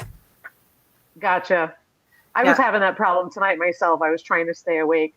I was like watching TV in bed, and I was like, this is really dumb. I shouldn't be doing this. But I put my husband to bed, and then I came in and did the live. So, hey guys, if you want to come on up, feel free to come on up. Just behave yourselves, please. Family friendly. We've got some folks in the chat. And Daz, maybe what Daz wants to come up. Daz is busy watching the cricket game. I know. That was my strategy to get him away from it. Righto. So what are your future plans for your channel? Are you thinking of a different direction to go in or changing stuff? Or I don't really have a lot of different things I can do. That's curious. No, as of now, it's pretty much, I'll throw in a few, cooking videos, usually more to do with, if I get called out in a challenge. Thanks, Jesse. Or if it's harvest related, I think that goes well. The sewing thing was just kind of Christmas, and I thought I'd throw it in there because I do know a lot of other people on here. So it's going to be more instructional coming into the new year. Yep. So it's not going to be just the, hey, what's going on? Because I'm going to be doing a lot more videos of soil blocking. I am going to be starting my seeds. I am going to be sharing how I organize all of my seed starting and my calendars and how I do it by the week. And how I get it all in there because I am doing the cool flowers again. So those will be started in probably February, I think. And then we'll go up into, they get planted out in March. That clears more space. It'll be interesting to see what we do with the greenhouse, if I can get more plants in there and whatever. So I think the channel, I'm just going to kind of keep doing what I'm doing, keep growing it. Hopefully people will find value if I bring in, especially some more, like the seed starting. Because I know there's a lot of soil blocking videos, but not really in our community. A lot of people haven't done a lot of that yet. So yep. Hopefully that will be exciting or whatnot. I would like to get monetized. That would be fun. Yep. At this point, I would just like to hit my 500 so I can get my community tab. I really want that community tab. I don't know why. So. Oh, I know it. I know. I'm getting there. I'm getting there. I have my 1 year You're gonna get anniversary there. in January, so. Nice. Rebecca. I hope you're not disappointed, Jesse. I did a little twist on the challenge, so. Rebecca, can you hear us? Yes, I can. Okay, just Hi, making Rebecca. sure. Usually I do not show people their hats before they come, but because of the yarn I'm using, there's some little bit of subtle differences.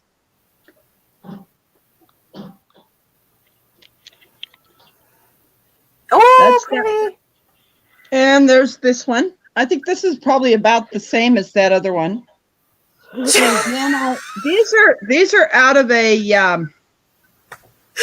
look like a Like DJ with it over your headphones. let's see here. Darn you thing, you froze up again. Oh, no. Yeah, it's okay. There's this one. Beautiful color. I love it. What this was a what you're supposed to make a blanket out of, and I'm like, no, I'm not going to. It's that one that they call anniversary.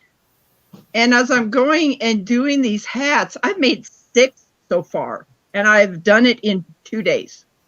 Oh, wow. Wow. You're busy. Yep, there's a total of.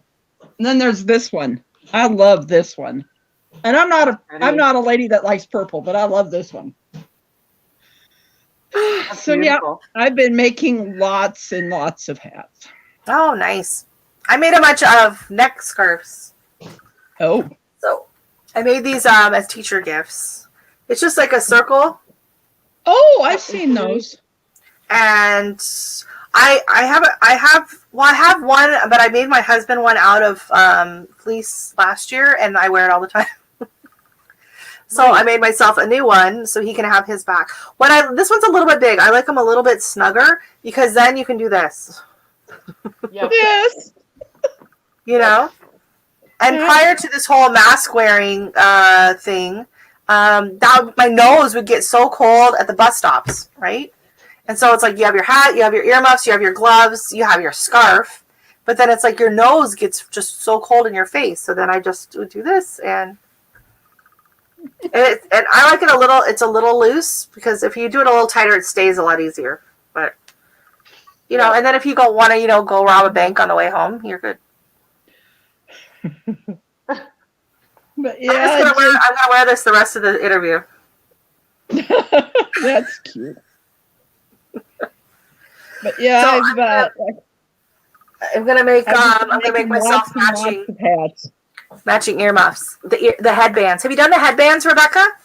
Have you made like the crochet just like no, the earmuffs? I'm doing these on a round loom, and I don't know how to do that. Oh, okay.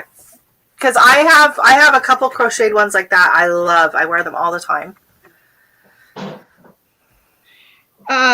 Were you on Rambling with the Brooms YouTube thing this afternoon?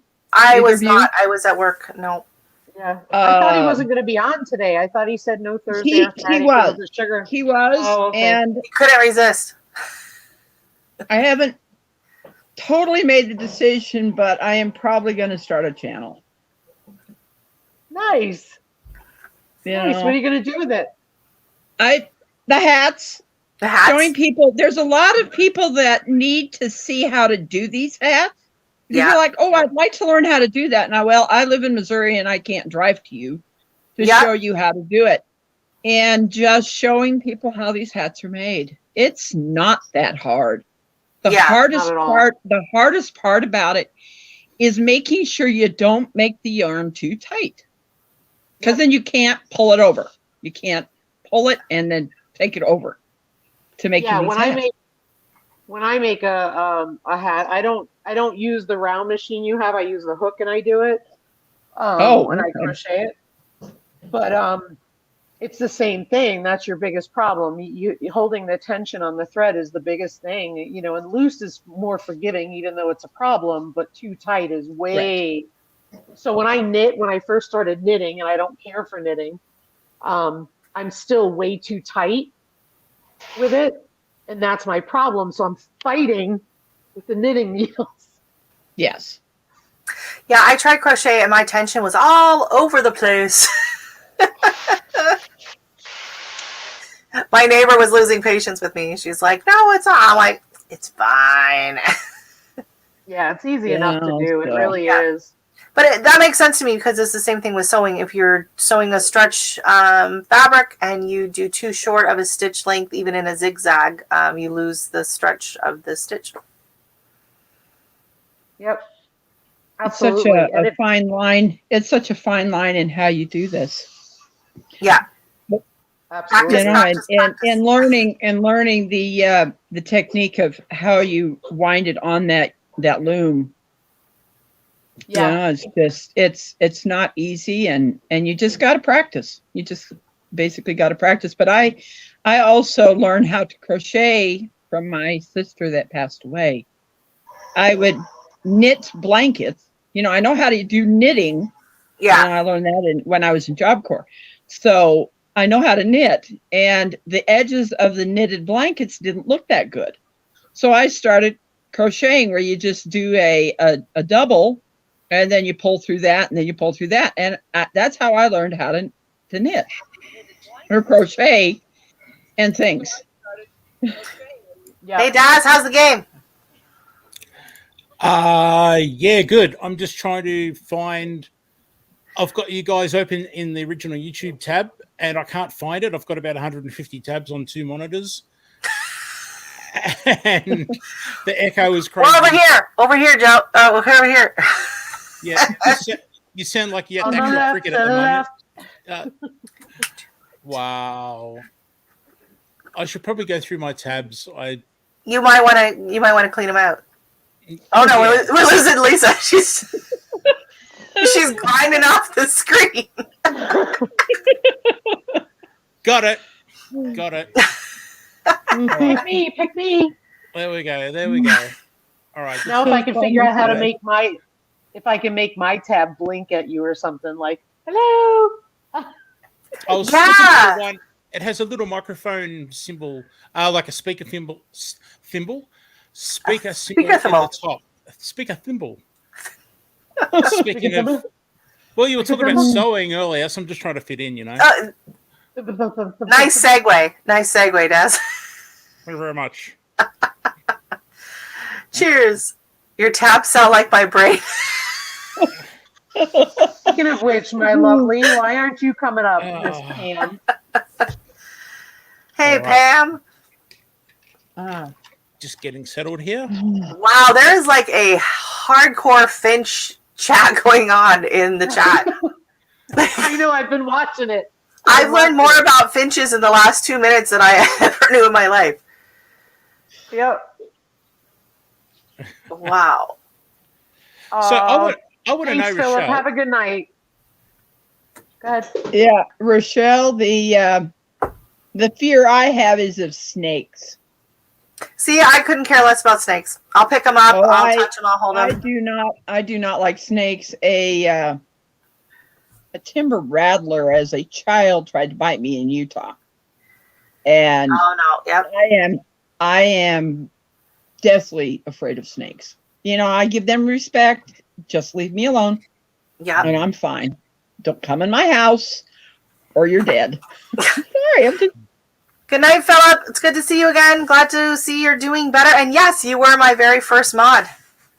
Yep. Yeah. Arizona Kid was my first mod in my live.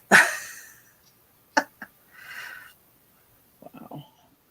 Just kind of. Sorry. I'm so sorry, the blue pixie. Oh, you too, Melody. What? No, I was just trying to read chat while concentrating on what was being said. And I basically read that Blue Pixie took a poop at 4 a.m. And I was like, why are you sharing that with us in chat? No, what she said was because Bertha died again yesterday. So I said I was sorry. But she said, I'm on my phone and I look like poop because it's 4 a.m. LOL. Oh, that makes more sense. Yeah, it does. That makes a lot more sense. Not that I'm saying I think you look like poo. I'm just saying. Bye, Or if you Melody. took a poop. Bye, Melody. Good night, Melody. Wow. Oh, wow. Wow. Wasps. Anything with wings. So it's not just birds. It's anything flying that come at me or get anywhere in my vicinity. So butterflies, moths, bees, flies. I was a lot of fun at the butterfly conservatory, let me tell you. I am fine when things go flying by and I see them, but when they come from out of nowhere and they get caught in my hair, and they're right by my ear, I'm really irritated. I have had a bat in my hair. Yeah, that good was times. taken care of with a baseball bat while someone held the ends of my very long hair. Oh, I'm glad your hair was long. Yeah, that was very delightful. It was in a bun. No. It was like the old arrow. Don't move, Lisa. Don't move. Yeah. Crazy. There's that. I was watching LG Homestead today, and she showed off the hat and was so grateful to have it because it was cold. Oh, I bet. She said it was it a was beautiful very hat. cold. Yeah, definitely was. I watched it before I come in here and stuff. I was like, wow. I'm so happy that everybody is happy with the hats that I'm sending to them. Yeah, that's nice. You know, it's just it warms my heart. It does. You know, it just makes me feel so happy that everybody loves what I'm doing. It warms my heart. Yeah. Yeah. No, Dad's allergies again. Yeah, I know. Yeah, Dad's allergies again. Hay fever. Thank you very much.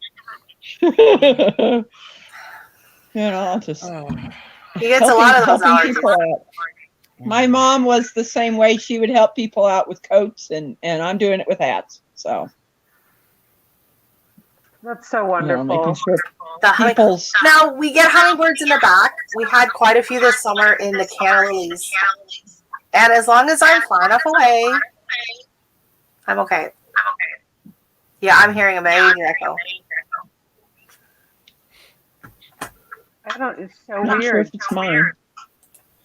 Does anyone have a YouTube window open? No, not me. Not me. Either. Is it better now? I turned off the echo cancellation on my setting. I'm just going to turn down my. Oh, that's annoying. Ronald, is your phone open on YouTube? I can't hear any of you now. So sorry Hey, if I'm talking over you, but can you hear an echo now? Thumbs up, please. Is that better? Yes. Major echo. See, and that's weird because I was not hearing an echo earlier. LP says I have a window open. Okay, Lisa, just mute each one of our mics individually, and we shall keep talking, and we'll see who the echo's coming through. Are you on mute, Lisa? I still have the echo. So maybe turn me off. Okay, Rachelle is off. No echo. Hold on. No one's talking. You have to talk to see where the echo's coming from. Echo's gone. I'm just saying, if you're not talking, there's not going to be an echo. I was You guys are all quiet. focus on the mic. You guys are all quiet. Okay, now it's back again. All right, hold on. Is it back? How's Mute that Dad. now? Still an echo. Blah blah. Is it mine? Blah blah. Hang on a minute. Still got it. Just keep talking to see if there's an echo at all, right? All right, how about now? I don't hear it now. I'm back on. We're all here? Back again. And oh, I hear Dad's echoing. How's mine? Let me see here. I still have the echo. Hold on, Rebecca. I'm going to mute you. How about now? Do we have it? I don't hear it. Nope. I don't hear it for now. Is it on my Back phone? again. I think so. It's on my phone. I'll talk to you guys later. It's 10 o'clock here and I got to get to bed. Wait a minute. Wait, okay. Thank you. I was blowing kisses at you. Oh, Oh, I couldn't hear what you were doing. I'm going to Thank get you myself so to bed much. because I got to. You're welcome. You're welcome.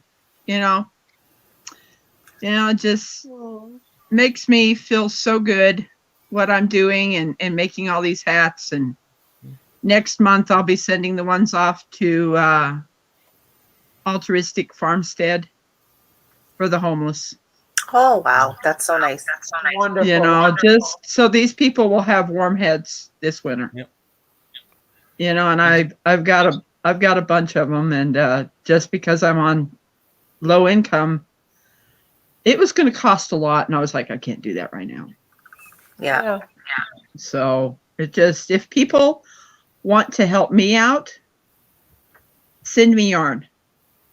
I've still got a lot of yarn, but I don't want to really use the acrylic yarn because it's not soft. I want to have soft hats on people's heads. What kind of yarn do you want?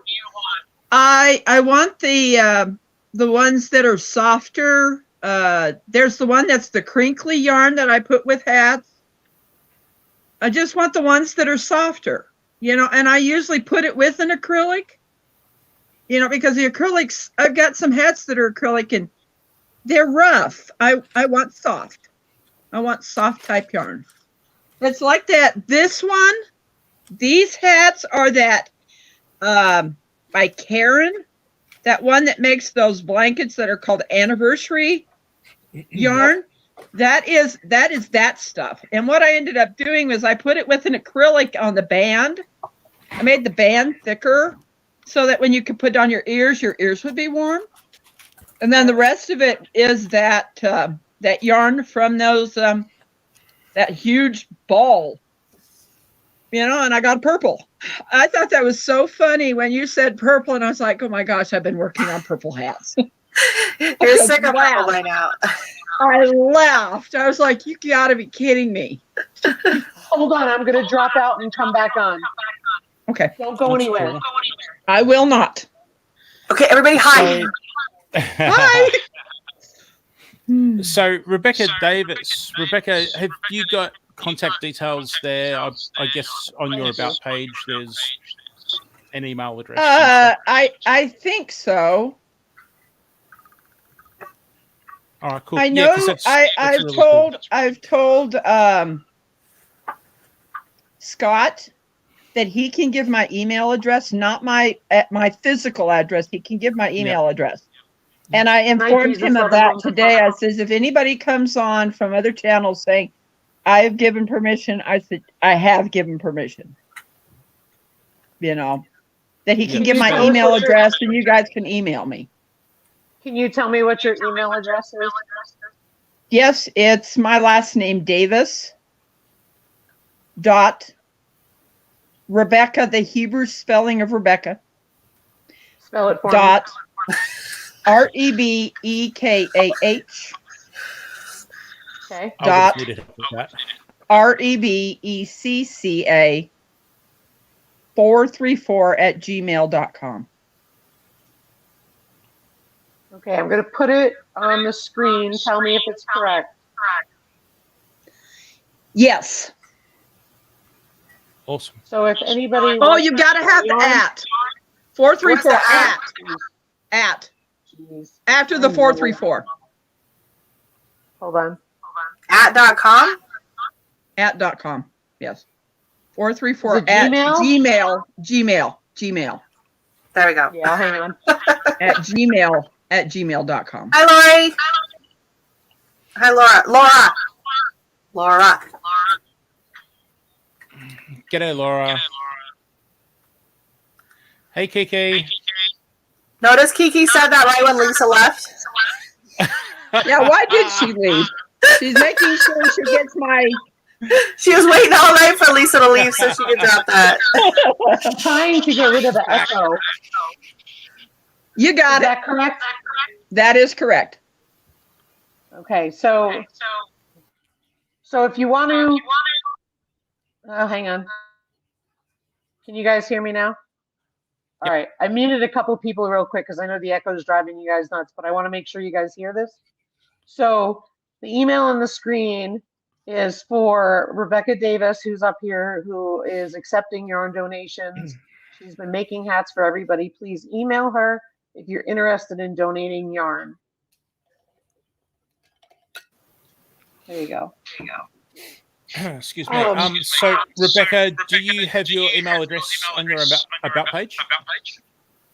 I'm not sure when yes, I would. It would have to be on there under the yard stream because I had to put it, or the stream yard, I had to put it in there. But I haven't started my YouTube channel yet. I haven't done that. I haven't done that yet. Okay, cool.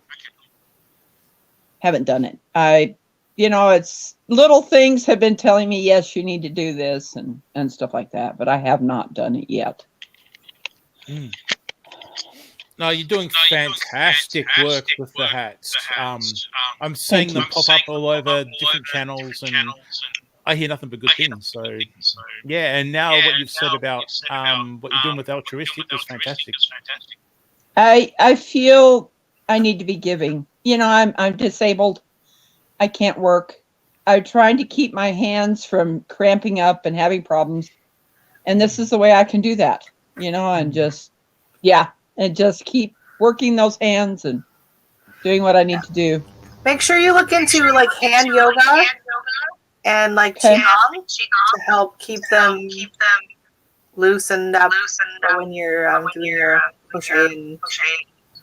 Yes. What was the second one, Rachelle? I switched between doing the hats and crocheting because the crocheting is a different way of doing it, and the hats, it tends to make my thumb, with the hats, it makes my thumb cramp up and things like that. Yeah, I get that weird thumb thing from work sometimes, so I have to do the physio stretches and stuff. But YouTube has a lot of great videos for issues. The other thing I said was qigong. Qigong. So it's kind of like Tai Chi. It's a Chinese martial arts-ish, but it's more in their traditional medicine. Oh, okay. But it's great for keeping all your joints lubricated. It's very slow, simple, gentle movements, and very, very powerful. That's great. And stretching out your tendons, very good. Ooh, we're gonna show. Okay, we're all stretching now. Yep, I'm stretching my hands. Ooh. Taking breaks, and you take your thumb from the opposite hand and you put it into the palm, and then you push with that thumb as you push straight, and it pulls and it stretches right in here. Where just if you do it like this, you don't really get that stretch as much as if you go like this and push, pushing that thumb in, and you're really creating an arch here. That might be difficult with the left wrist. I broke my radius. Do it gentle, but just make sure you're keeping it. I most certainly will. I most certainly will do it gentle because they've got a plate in there and nothing I can do about it because it lateral cut. It was at an angle that I fell on the driveway where I live when my mom lived here and literally broke it. And there was a 3 millimeter separation. And because I didn't have insurance, I was like, no, I'm not going to have that surgery. My mom says, you've got to. Yeah. You'll never be able to use that wrist.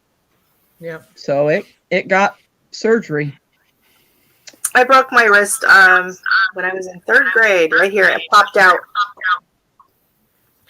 Fortunately, the skin stretched around it, but I had to sit in the office at the school for 3 hours while they tried to get a hold of my mom because she wasn't home.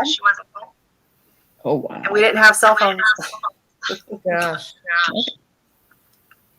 So I sat in the office with my arm in a file folder and an ice pack on it. Oh my gosh.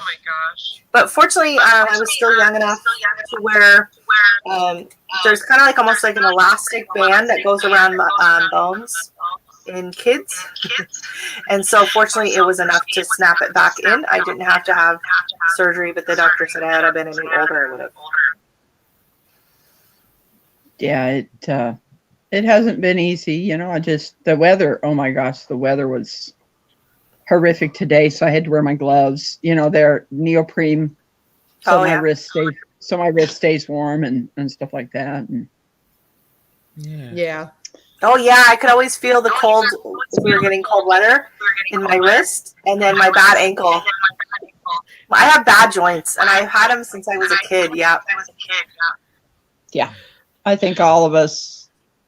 And now I know Scott knows this. When I was 9, I broke my ankle in Mexico, the country down south.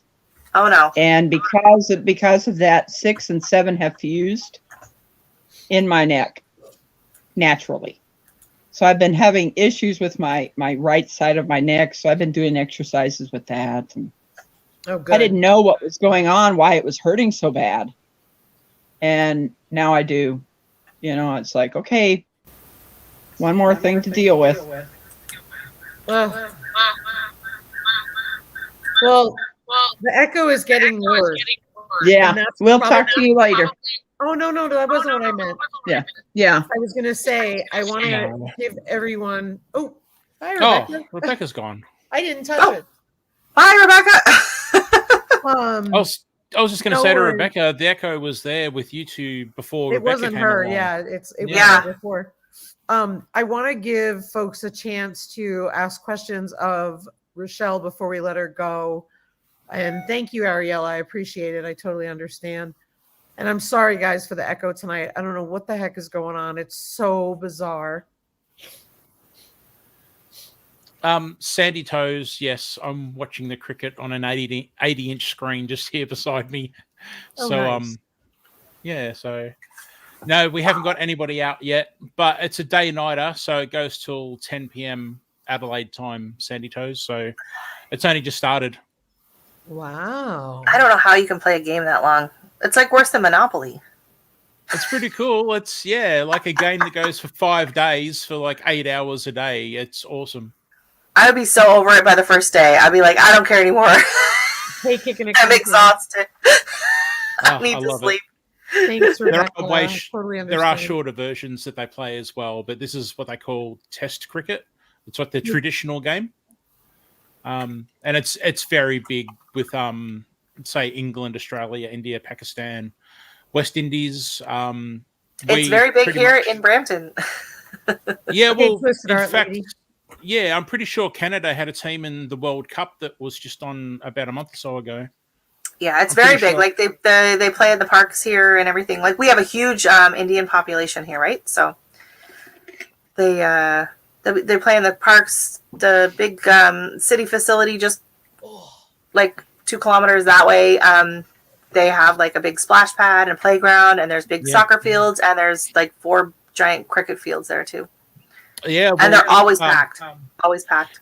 Yeah, cricket is massive in India, and India obviously play internationally like a lot of other countries, but they have what they call a super league where they get players from, I think they have, say, I don't know, maybe 8 teams, and those teams can have, I think it's 4 players from other countries, and they pay millions of dollars. They have an auction system where the teams actually get some of the biggest names around the world to play, and then that's broadcast around the world, and the money involved is incredible. It's just I'm sure. India is massive on cricket. Hey, Rebecca, I don't think it was you. The echo was here all night on and off. I think something's going on because I've not changed any settings. I think it's StreamYard because it was happening in a few other lives tonight. They probably are just overwhelmed their bandwidth or whatever. Yeah, for sure. Ariella says my TV doesn't go onto that stuff. I would rather watch paint dry. I'm not big on sports. I was a huge basketball fan back in high school. Mm. And like I knew every player in the NBA. I knew their stats. I knew where they went to college. I knew everything. And then I moved to Florida. And then I got married. And I came up here. And my husband's not really into any sports. And I just kind of quit watching it. And I did watch quite a few games a couple years ago when Toronto Raptors won Well, the NBA championship. So I was going to ask you a question earlier, Rachelle. Yes. A sports question. You're talking about Cardinals, and I wanted to say, shouldn't you be having Blue Jays there, being Toronto? It's Yeah. we have some Blue Jays in the trees as well. Yes. yeah, okay. But the Blue Jays suck. I actually, They did good for a few years, and then they traded off the good players. yeah, I used to follow baseball quite a bit years That was ago. way too close. And yeah, I was a big Blue Jays fan, and I've still got a replica Blue Jays jersey. Oh, nice. that Yep. I bought overseas. Oh man, it must be like 20 years old now, and it still sits in my walk-in robe. It's like my wife's. It's time to throw your stuff out. You're not touching that. I think the only sports memorabilia we have is Gizmo has a Leafs jersey. Sorry, what was that? Gizmo has a Toronto Maple Leafs jersey. That's the only sports merch. Awesome. Hey, Jason, gardening with Goody. Is Lisa Colobi still in here? Oh, and then I found this the other day. I'm like, I should just start wearing this on my channel, pretend like it's my merch. Oh, nice. Yeah. If you're a mod and you're in here, no more. But it's dropping literally the just from mod. the city of Brampton. Take a They break. were handing them out, but it says Brampton, so I'm like, oh, hey. Mm. It's really small, though. Let me see it again. I gotta adjust it. There we go. I look like I should be delivering pizza. Oh, I definitely think you should be delivering pizza in that hat. My pizza order is up. Woo! I never wear a cap, like ever. I only wear it at work when I'm like sanding or painting. So I don't wear a ball cap very often. Do you mind if I answer Sandy Toe's question? Yep, I was just going to put that up for you. Oh, thanks, Lisa. At the moment, I've got corn. Besides Daz?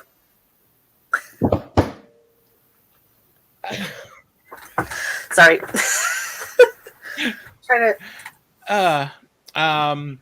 Yeah, at the moment, I'm just growing basics. I've got corn out there and some bees and bees. Yeah, I'm growing bees. Beans. Growing beans. Butternut pumpkins or butternut squash, as people say overseas. Tomatoes, just the usual, and then obviously the orchard and berries. And I'm loving it at the moment. Picking, I think yesterday I went out and I picked strawberries, blueberries, and raspberries. And that was really cool. Just at will, and just ate them for breakfast. So. Yeah, I'm loving the berry season. Favorite. How are your passion fruit? Yeah, good. The dog. Oh man, the dog ate up my second passion fruit, my new passion fruit. I didn't even notice. I was watching her. Yeah, I was watching her run around with this long rope thing for a couple of days, and didn't worry about it. And then I went to check the passion fruit, and there's like this hole and all this dirt. Where's my passion fruit? So that's she back found in a the stick. hole.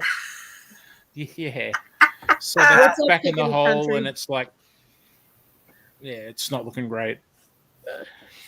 But yeah, good time of year to be growing things, and yeah, the blackberries. I propagated a bunch of blackberries, so I'm really looking forward to them.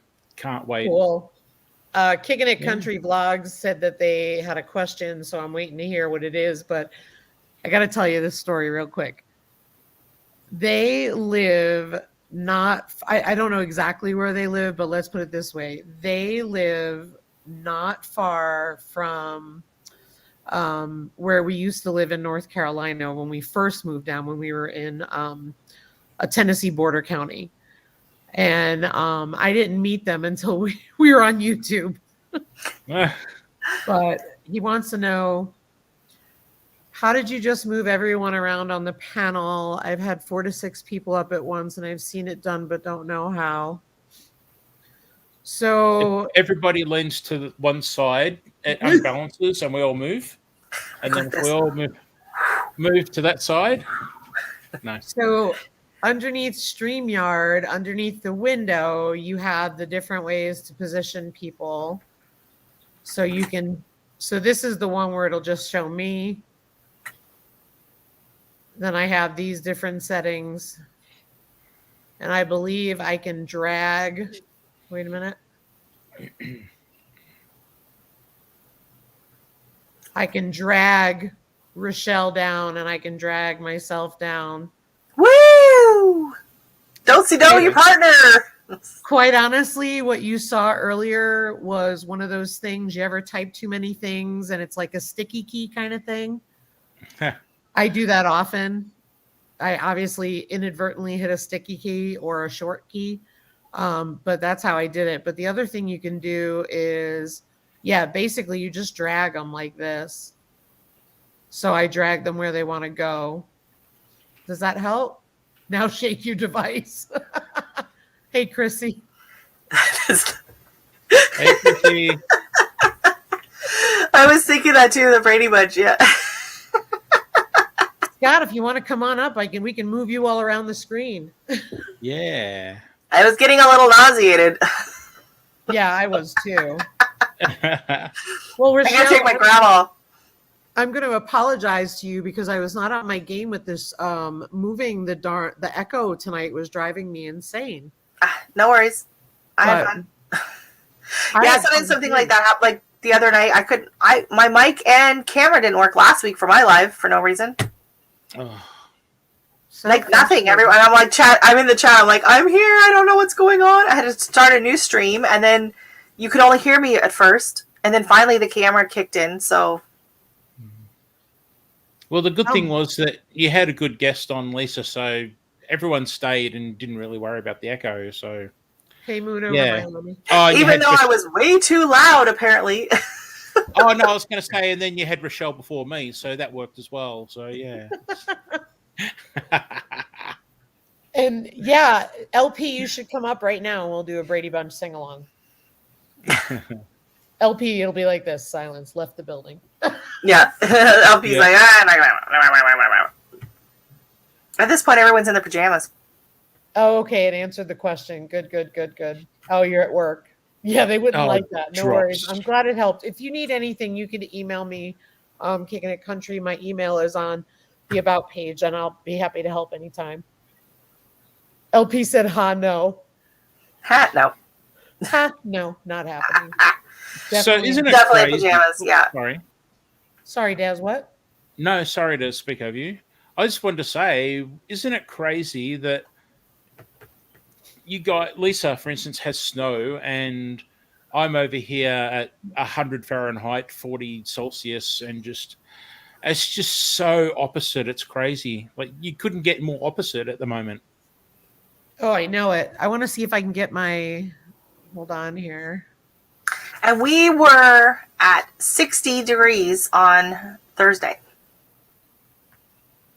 And we're going to be getting 4 inches of snow on the weekend.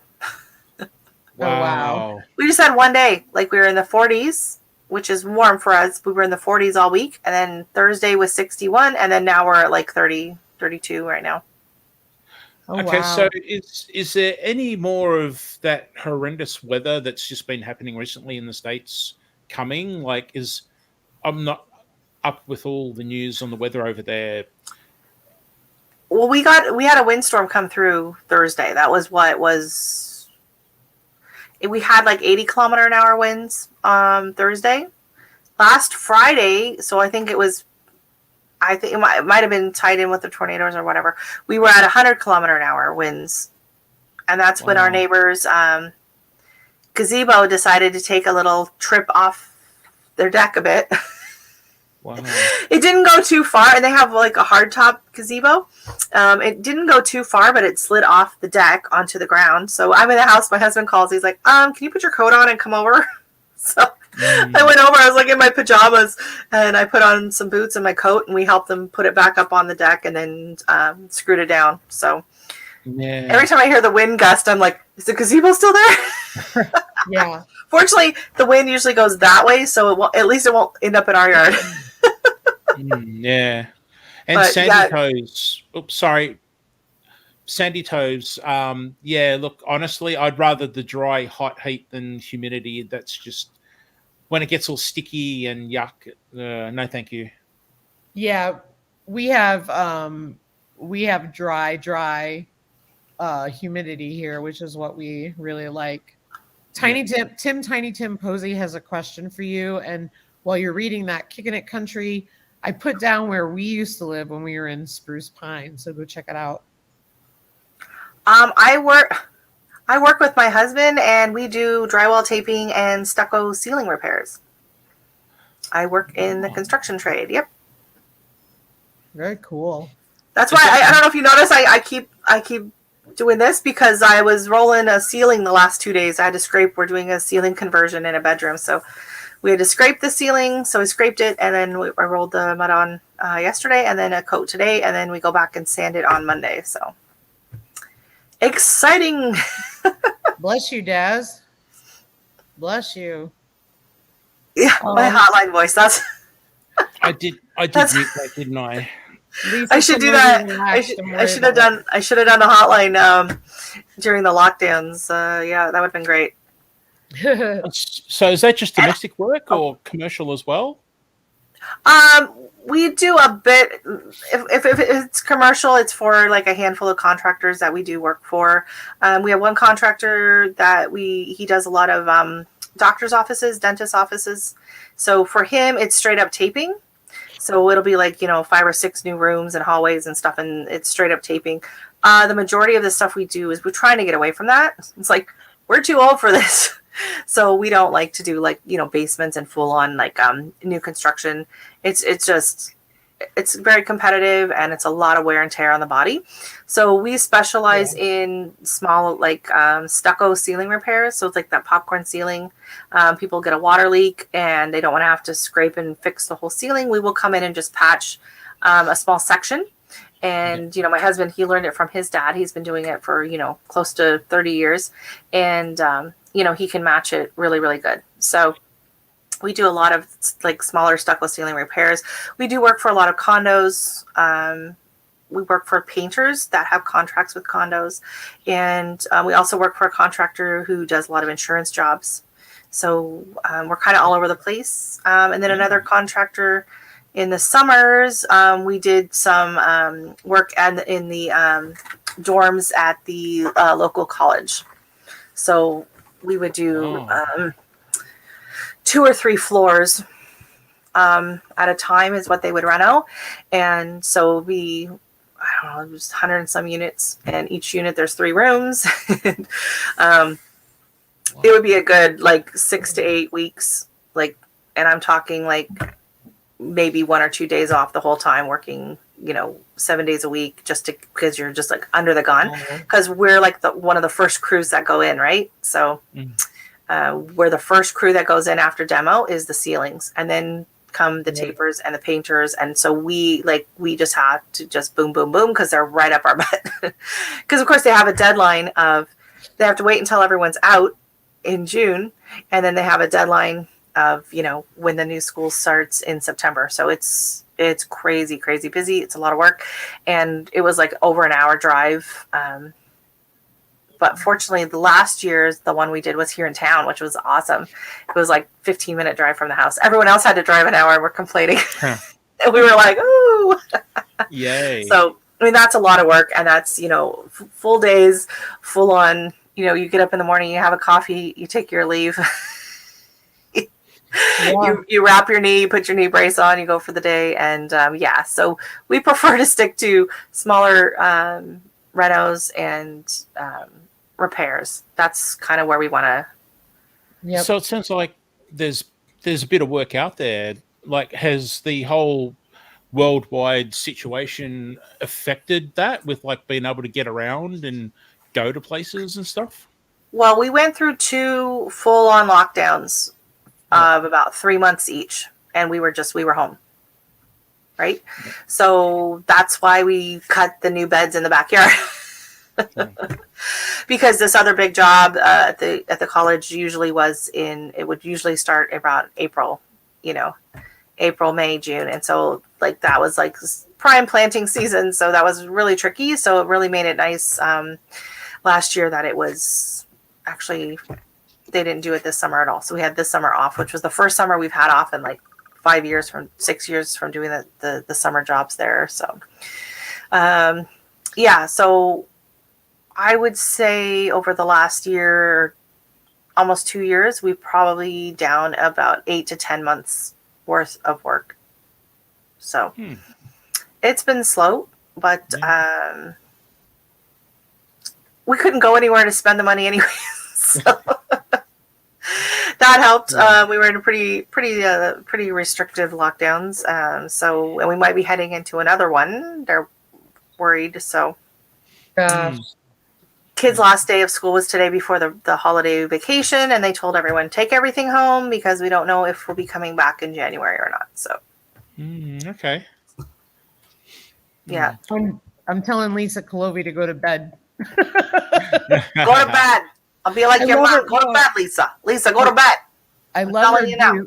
I love her dearly, but she'll keep dropping links, and I'm like, my word, like over 2 hours of dropping links is exhausting. Just let it go. And I love her. I'm waiting for like 5 years from now. All like the YouTube mods are going to all have like the same repetitive injuries from. Yeah, I love you too, Lisa. Kicking It Country. We're going to end because I know it's late, but Kicking It Country. I was starting to type it to you, but my husband worked at that company over by the hospital, and that's what brought us to North Carolina. But it was, it's changed names, but it was part of KT, but there was KT by the hospital, but then there was KT across town, which was heading towards Bakersville. Anyway. Yes, I think Courts Corp. That's it. I'm sorry. I was drawing a blank. And I think I saw someone ask where I'm at, and I am in Brampton, Ontario, which is a suburb of Toronto. Yep. I can't remember who asked it, but I saw it go by. Good night, Chrissy. Thank you.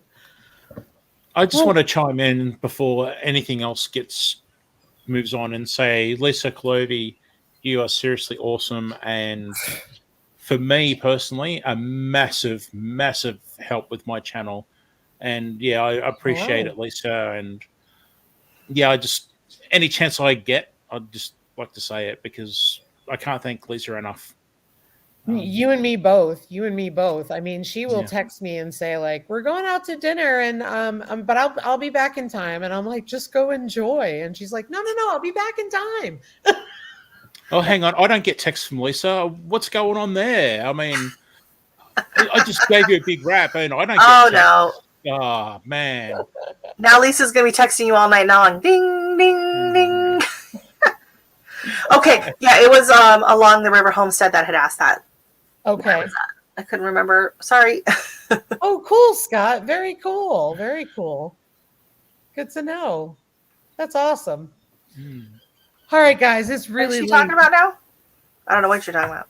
I'm having old home week here with someone from North Carolina. Oh, I met on YouTube. Nice. That's cool. I know it's almost midnight. So Lisa, Monday I was up till midnight on Alicia's channel, and I was like, I think this is the latest I've been up since New Year's. Night drops. Yeah, I remember you saying that. So this is my second latest, and then I got New Year's coming up. Like, wow, like I'm gonna sleep like all of January. Well, you're a trooper, so thank you so much. You've been putting up with the echo and putting up with everything being scattered. I was probably causing the echo, but whatever. We got it under control. It's all set. Real quick, for anybody who's still listening in, we will not be going live on Christmas Eve or New Year's Eve. So I will be posting random lives probably during the day. Not on Mondays anymore, like I told my Monday folks, and that's because we're going to be doing the podcast during that time. But just look for it. The next 2 weeks will be a little weird. So, but I appreciate everybody. Rachelle, thank you so much for being here. Daz, yep. I have a question about the podcast on Monday. Are you guys going to be on the screen, or is it going to be like, are we going to see you or no? Okay, so the way it works, first of all, Lisa Clovey said we're making her blush before she goes to bed. But the way it's going to work is Round the Hay Bale on that channel. It will be a live broadcast. Unlike where you interact with the chat, we're going to have moderators handle the chat because we're trying to record. Good night, Scott. Thank you. So basically what you'll do is you'll see the live if you want to watch it there. If you can't watch it there, you can watch the replay, or you can then go to the podcast, which will be on Tuesday. It will go over to Google Play and it will go over to Apple for podcasts where you can listen to it. Okay. Does that make sense? Yeah, because you guys are calling it a podcast, but then I'm like, but you'll be on it, seeing you. Okay. It's two things. So you do the live on YouTube for people who want to see the visual, and then it drops as a podcast on Tuesday for people who don't want to be on YouTube. Who don't want to see you. No. Or people who like us who are on YouTube all the time. Yeah. No, I'm going to be doing a Christmas Eve live. There you go. So it's going to be Christmas Eve. It's going to be fun. I'm going to have some, play some games, stuff like that. It's just be pretty chill. I'll be wearing you'll have to wait and see what sweater I'm going to be wearing, Lisa. You're going to love it. I will totally love it. Very exciting. You're going to love my Christmas sweater. Yes. I think so. If you leave me, I won't have to watch TV while I update my garden channel. Oh, good luck on your journal. I was journaling today as well. I did a scene of a city, like a village scene. That's the video I decided to follow this year. And then I'm like, how do we get white? Like, you can't paint white with like the pencil crayon, and I can't use paint. So I used whiteout to do the snow on my housetops. I used whiteout because I'm like, well, it's made for paper and it'll dry fast. My daughter comes in, I'm like, she's like, what are you doing? It's so true. It worked. I'm happy with it. Yeah. Good night, Lisa Colobi. Good night, Kicking It. Good night, Rebecca Davis. All right, you guys, we're going to get going because it's late. If anybody comes, sorry. Go ahead. Oh. No, I was going to say, if anyone comes to my stream tomorrow, thanks. I'll see you then. What time is that? It's in the evening here? I think it's 8 p.m. Central, 9 p.m. Eastern in the States, 1 p.m. Australia. Okay.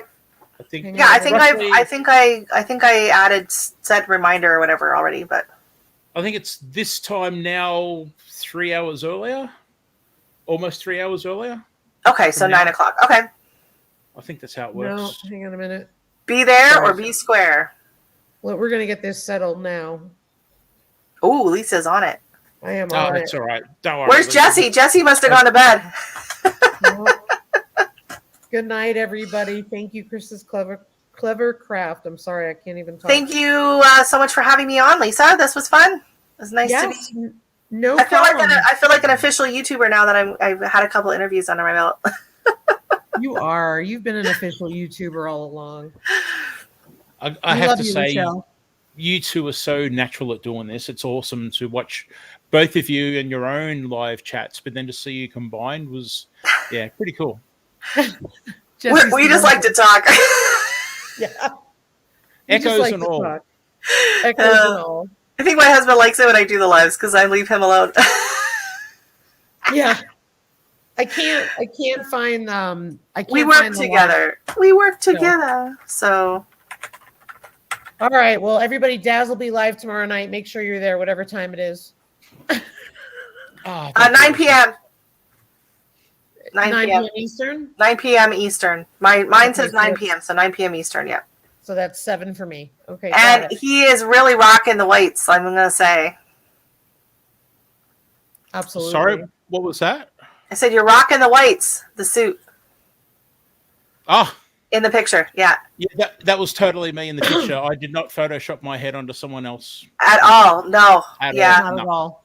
And well, we all know you can dance. I mean, we saw Joe's jib jab. We all know you got the move. So, LP, that's cool. Thank you very much. I appreciate very much. Thank you. Sorry to cut you off, Rachelle. Oh, that's okay. Everybody, we're going to get going because you guys have had enough of the echo tonight, and that's just brutal on your ears. Rachelle, thank you so much for being here, and Daz, and everybody. Thanks for having me. Thank you for being here, and make sure you check out Brampton Gardener. Awesome channel, and you just got to see what she jam packs into that yard. It's really unbelievable. So no worry, Charles. All right, you guys, love you guys. Thanks for putting up with the sound problems tonight. Take care, y'all. Good night. Bye, everybody.